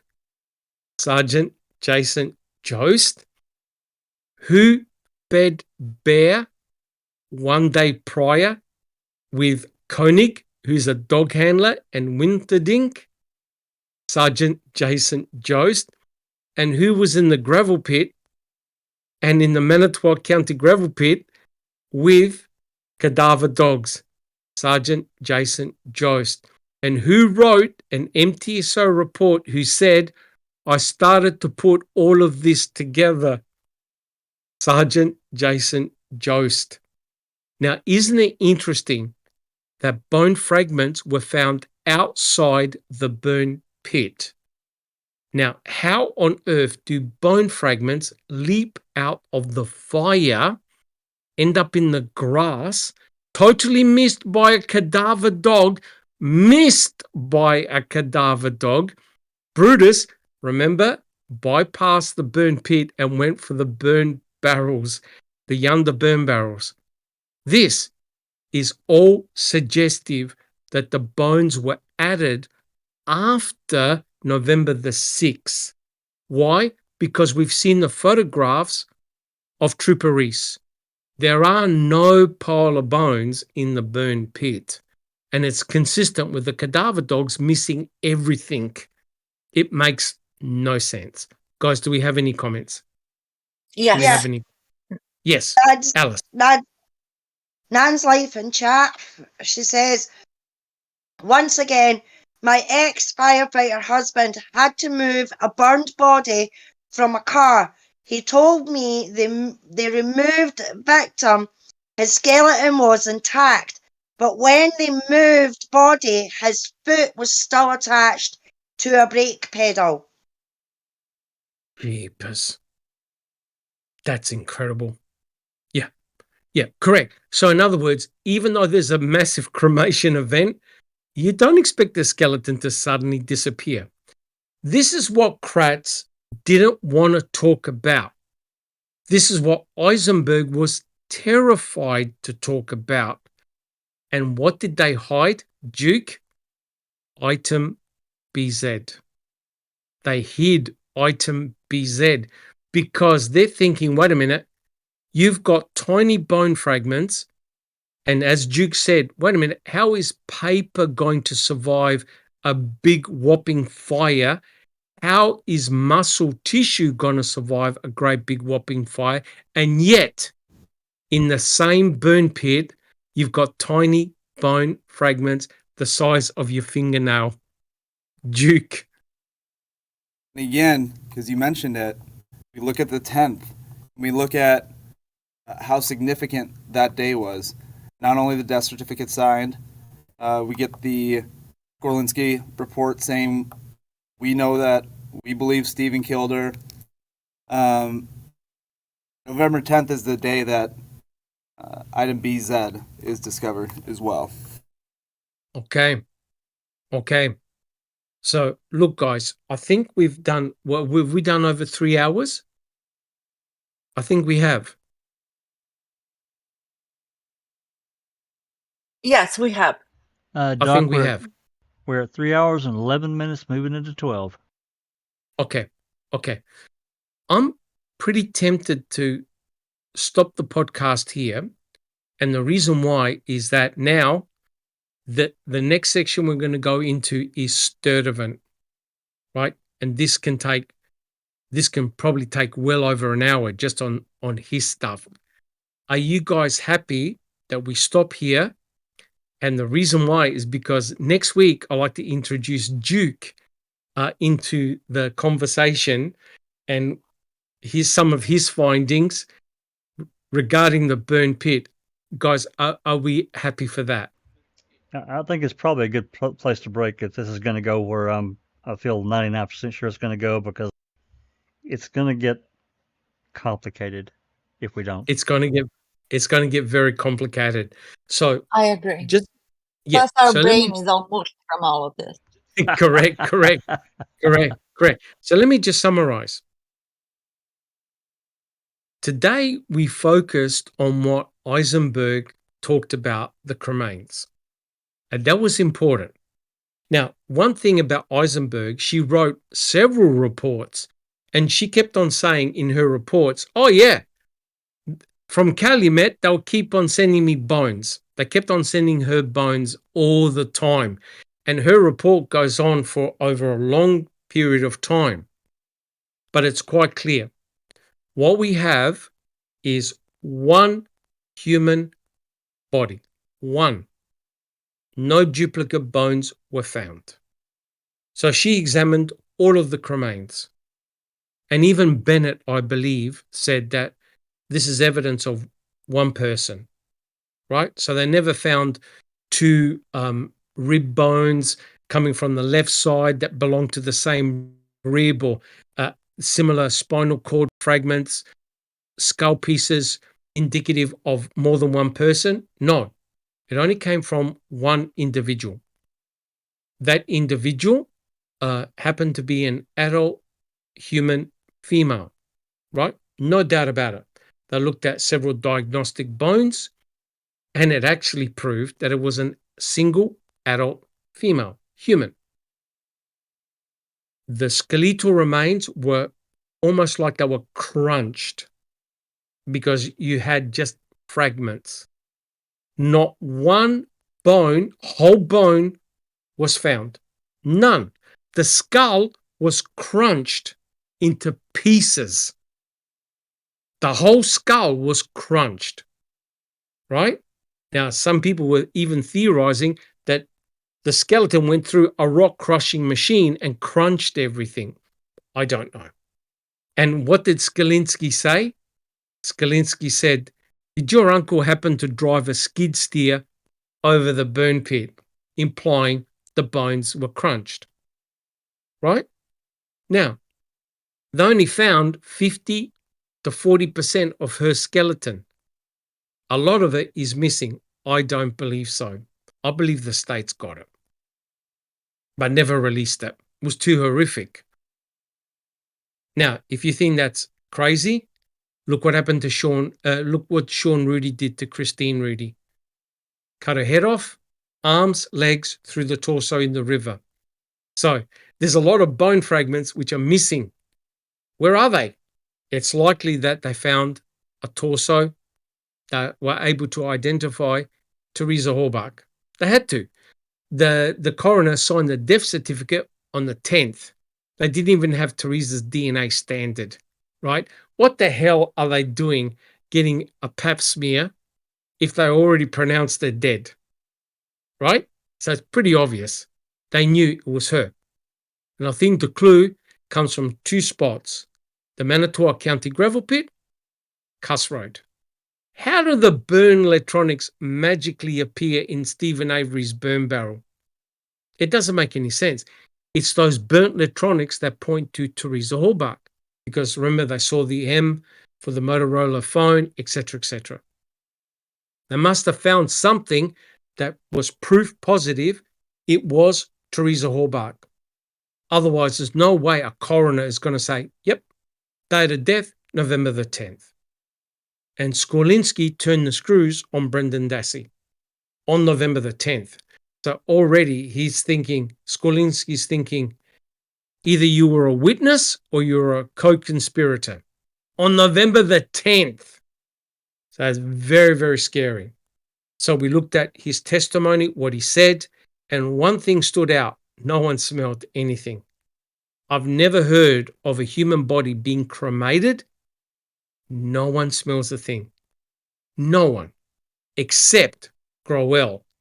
But Growell is a long distance away from the Avery salvage yard. And think about it. All those people that were on the Avery salvage yard, not one reported, did you smell that? What the hell was that? Nobody. So there's something going on there. The state, Kratz, Fallon, they don't want you to even question it. What did Eisenberg say? Hey, when I looked at the bones, when I opened up the canisters, I never saw any rubber. I never smelt any rubber. Nothing. And yet the guilters are saying, oh, they used all these tires. Where the hell is the evidence of that? There's none. Why not do trace elemental analysis? Oh, that's right. You can't, because you gave the fucking bones away. So if Brendan's attorneys go, I want to test the veracity of the cremains, they can't do it. The bones are gone. All right. So now we're at a position whereby we're going to focus on the burn pit. Those people who went there, sifted it, and what they found. And next week, we're going to look at Tom Sturdivant. But I had to bring in Brendan Dassey. We must never forget him, because he's in prison too, right? The shenanigans that they pulled on that poor kid. America, you have to be embarrassed. I'm sorry. That was a harsh comment. You've got to be embarrassed. Common sense will tell you that that kid had nothing to do with it. Nothing whatsoever. And yet, he's in prison until 2048 when he's eligible for parole. And he has to admit he's done it. He's not going to get a pardon, and he'll be a registered sex offender too. Crazy stuff.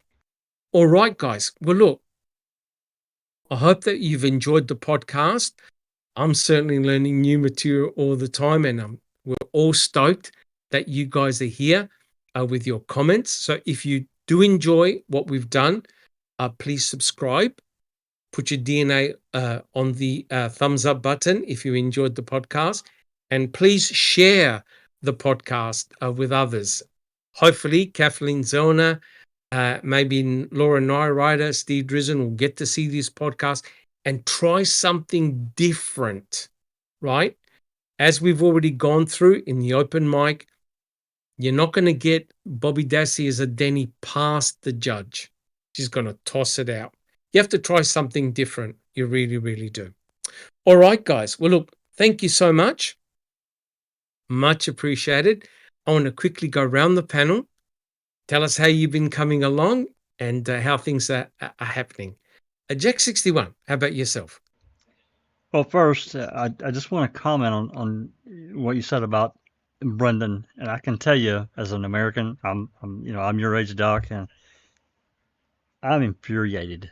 I'm embarrassed that the justice system was used in the way that it was to go after Brendan, and other people in authority didn't bat an eye, because it was the effort wasn't to protect the state, and that's wrong. You can't elevate a state or state parties above the rights of a citizen. You can't do it, but that's what they did. So I'm infuriated, and anytime that we get off on the subject of Brendan of any depth, I just find myself having to intentionally pull back and watch what I say and that kind of thing, because it's terrible. It's absolutely horrific. And there's so many things happening in the world. We kind of get this.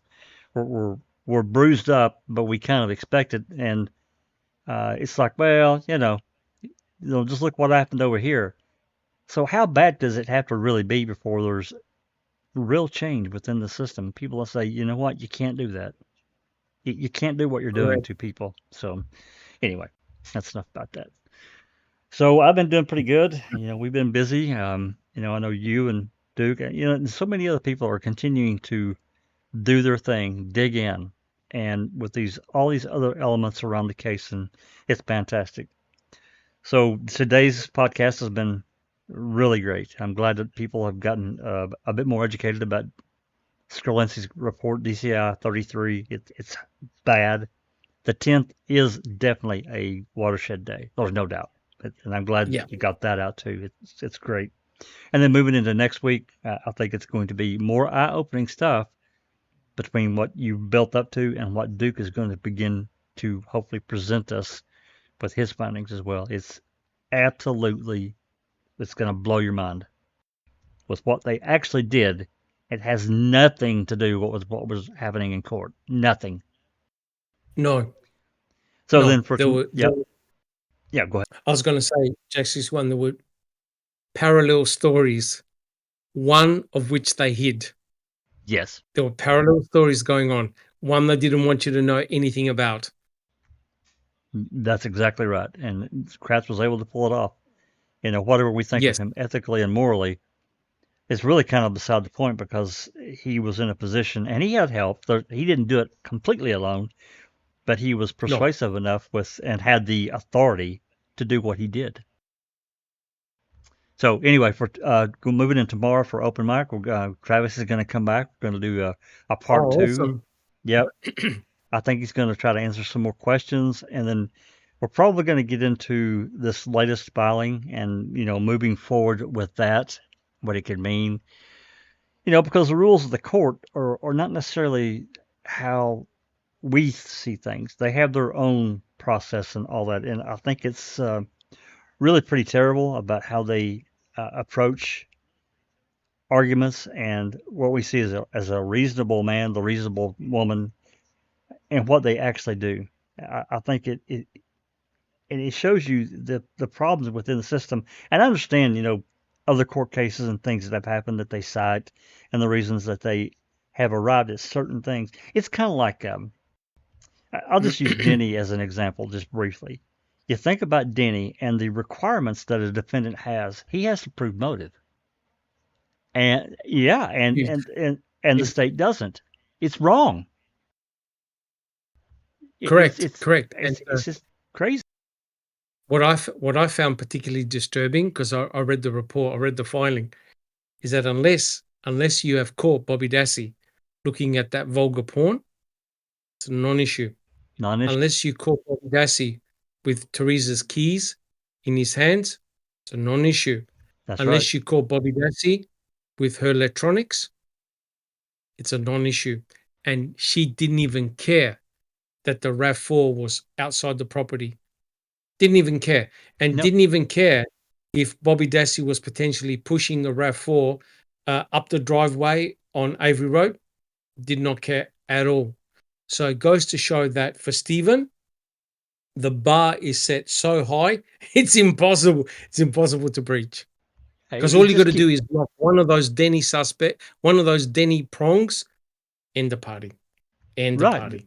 The bar just keeps getting raised higher and higher, you know, with basically somebody dragging in a video showing that what they did to commit this crime. And I still think they would still try to find some way to blame Stephen and Brendan. That's my belief. So anyway, 5 o'clock tomorrow. Hope everybody can come. Want to thank everyone in the live chat. It's been a great discussion. And of course, everybody on the panel. Thanks. Thank you so much, Jack61. Always appreciate your comments. And next we have Alice. Alice, how about yourself? How are you coming along? Doc, doing not too bad actually. Some media outlets here, a couple of them anyway, has redone a story about Luke, and for once, it's actually, I hate saying good, because I hate the media and the way they treated Luke anyway, so nothing that they do is good, but it's kind of going on about, you know, the police destroying the evidence. There was 3,000 items of evidence that the police had, and when the Murder in a Small Town documentary released in 2021, they started destroying the evidence. And there's only 300 samples left.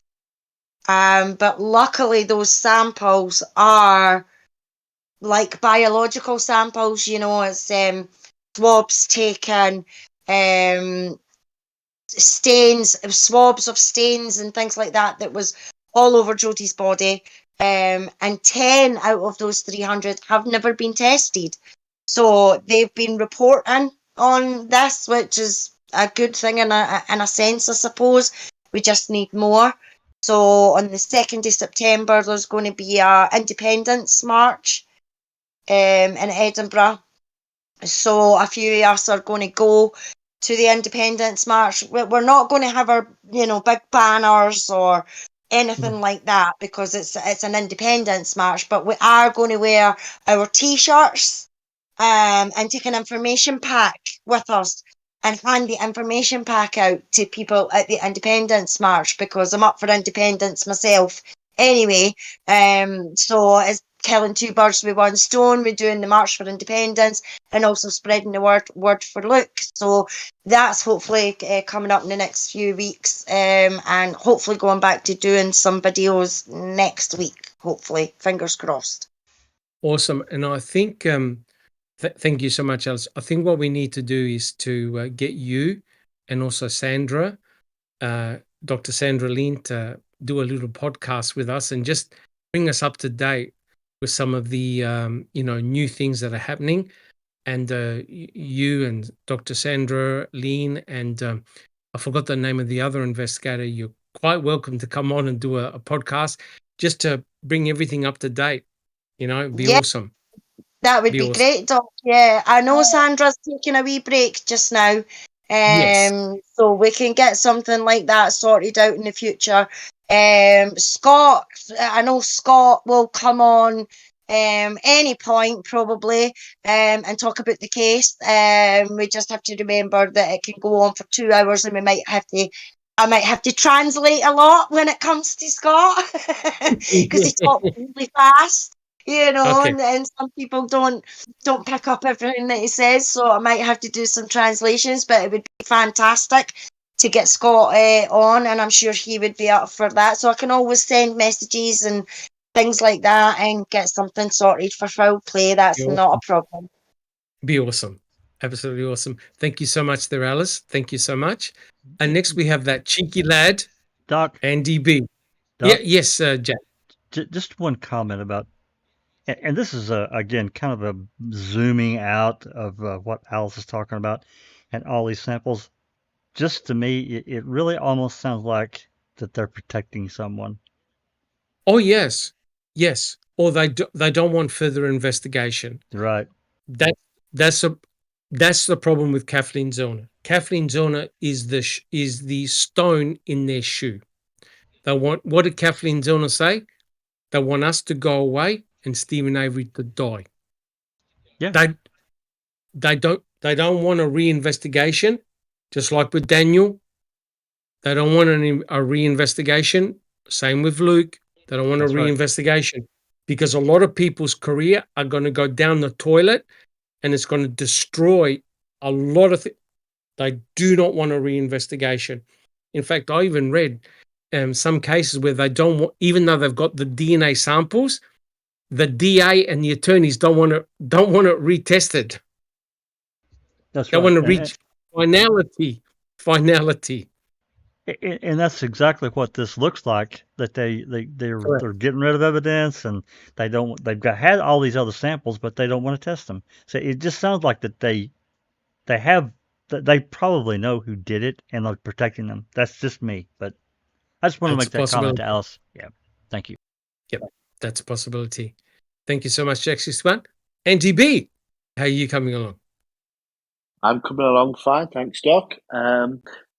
Another great podcast, and it's nice to get little bits more of insight into possibly the crookedest, or like the most crooked police investigation in history. And I'll look forward to what Duke's got to say next week or the week after. So good stuff. Fantastic. Thank you. Thank you so much. Thank you so much, Andy B. And next we have our special guest, Duke. Duke, how are you? I'm doing well, Doc. And again, I just wanted to thank you and the rest of the team for allowing me to be a part of the panel and share some insights. You know, I'm really excited to present, and I don't think that it's going to be as confusing as people might think. Because what I'm going to do is I'm going to present it in a way that's very simple and easy to follow. And if people do want to understand the complexities and how I got to, what I got to, I'm happy to walk people through that. However, to present, I'll keep it really simple. So it'll be easy to follow. And if people want to do some digging and want to learn how I got to different conclusions, we can go through that together. So I'm really looking forward to it because I think, kind of going back to the decision from earlier this week, we don't really have any other choice. We got to keep moving forward, and by digging into the facts of this case is how we need to move forward, in my opinion. So I'm excited to share what I've been doing. Fantastic. Thank you so much, Duke. And your timing is impeccable with the chapter that Neville and I are going through at the moment, or the whole Foul Play team are going at the moment. Your material will slot in perfectly, and it will complement it 100%, right? And like I said, they're going to rue the day that they ever called those cadaver and scent dogs onto the property, because that the story that they told that they did not want to know about is simply staggering. But like I said, and I think you made a really good point, and here on the panel and also in chat, we've got to stick to the forensic evidence. We've got to stick to facts. Speculation is not facts, right? So what we're doing is we're focusing, laser focus on the burn pit, on those cremains. Can we put those cremains in the hands of those that shouldn't be there? I'll tell you what, I think we have, right? I think we have. We've uncovered the shenanigans that about Bear being aggressive, shoot away all the investigators. We've got Bucket Man. right? We got all this other video footage and also photography that demonstrates that Bear was not aggressive, which meant there was the opportunity for people that shouldn't have been there to easily dump cremains. And Bear, what the hell, right? So I think by sticking to the facts, and the judge said you need to show a direct link. That's, I think, precisely what we're doing, which is awesome. Thank you so much there, Duke. And finally, we have Neverly. Neverly, how are you coming along? Hi, Dr. Silkman, doing great. Oh boy. I say this each time, but this one was a ripper as well. Thank you so much for putting it all together in such a very easy to follow and understand way. That's very important, because with all the information that's out there, to put it in a cohesive and concise podcast, that's actually takes skill. So thank you for that. All is well. And yeah, can't wait for another one, and looking forward to Duke's presentation as well. Yes. So Yes. I'm gonna talk to Jack about this chat on the left hand side that's going crazy, and stating information that I said, that other people said, when they actually didn't. It's kind of scary. I know it's funny, but it's also scary to me. It's like somebody hacked us. Yeah. No, it's in Prism. Yep. Yeah. Oh, okay. Okay, cool. Yeah, that's all.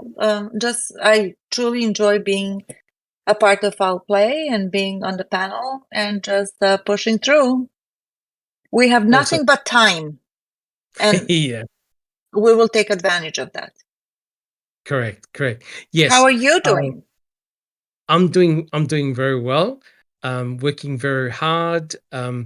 Having great discussions on Discord and talking to a lot of people and putting all this together. I think we're in the golden. I think we're in a golden period whereby we're able to now look at all these links that before in isolation made no sense, but all of a sudden everything is starting to come together really, really well. Be very interesting to see what Convicting a Murderer has on their takes and what they focus on. But this chapter alone has completely opened up the case like nothing more. And just a quick comment. Yes, if you've got some weird comments happening in the chat, I think it's Jaxie's one, it's Prism, right? Prism is doing something really weird. Yeah, I really can't fix it. So what I'm going to do for tomorrow, there's another way to capture chat and not use the Prism bot. I'm going to try that and see if that corrects it until they come up with some kind of patch that's going to correct the problem. Thank you, Jack. At least you can do that. Yeah. Yes. Thank you. So if there's something weird happening in chat, it's not that people are typing it, it's the bot.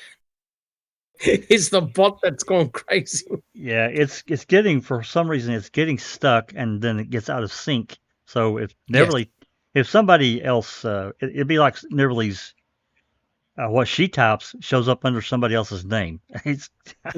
Okay, because it said something. I'm like, I never said this, nor I would ever say it. You know what I mean? Oh, okay. Yeah. Correct. It's the bot. It's the bot. It's the bot. Look, all right, guys. Again, thank you so much. Thank you to the panel for their wisdom and their excellent comments. And thank you so much, everyone in chat, for supporting us. We do this for you. We want to find out what actually happened that horrible day, and we'll never give up, no matter what Judge Angie Sukowitz says. We're not going to stop. We're going to keep on going until we uncover the truth. Again, guys, thank you so much, and we'll all join you tomorrow. Take care, guys. Thanks, everyone. And this has been a Foul Play production.